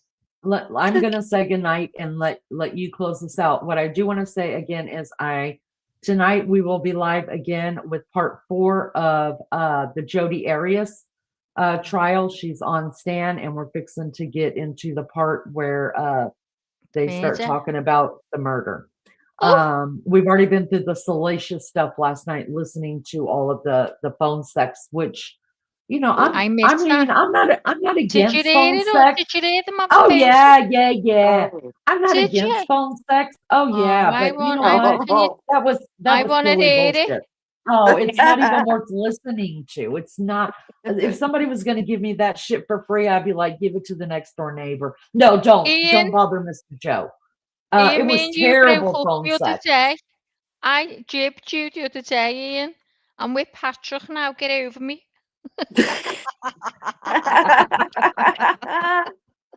All right. So I will be live tonight, Eastern Standard Time, midnight, 12 o'clock Eastern Standard Time, going over part 4, Jodi Arias trial. And tomorrow we will be back, same time, same place, for Maggie's birthday celebration. I hope you guys will join us. Might be 9 o'clock though. Well, I will be live, and we'll wait for your princess ass to get in here. How about that? Okay. Because you know when I start gabbing, that's it. Yeah, we know about the gabbing, Mags. All right. Love you guys so much. Thank you for being here. Do me a favor, hit the like if you haven't already. And I'll see you guys later tonight, hopefully. Bye, guys. Bye, Mags. Bye, Liz. I love you. Bye-bye. Love See you later, Lenny. Love you. Well, thanks for coming, everyone, and being in the live with us. And we'll see you for the party tomorrow. Don't forget, you can wear your slippers if you want, ladies. If not, you can wear stilettos. It's exactly up to yourself. But if you want to be comfortable, leave those slippers on. And don't even have to make an effort. Come as you are, right? Just turn up and have a ball. That's all we're going to do. We're just going to have a laugh tomorrow. So, Ian, I'll see you tomorrow. You can have the first chance, okay? Stop you whinging at me. Okay. So, good night and God bless everyone. Night, everyone. Thanks for coming in. Happy And I'll see birthday, you- Maggie, for half an hour. In And half an happy hour's birthday time. to you, girl, for 23rd. And I'll see you tomorrow. Good night, everyone. Night, everyone. Good night, John Bye. boy. Bye. Getting Bye. so American. Can't even find the song.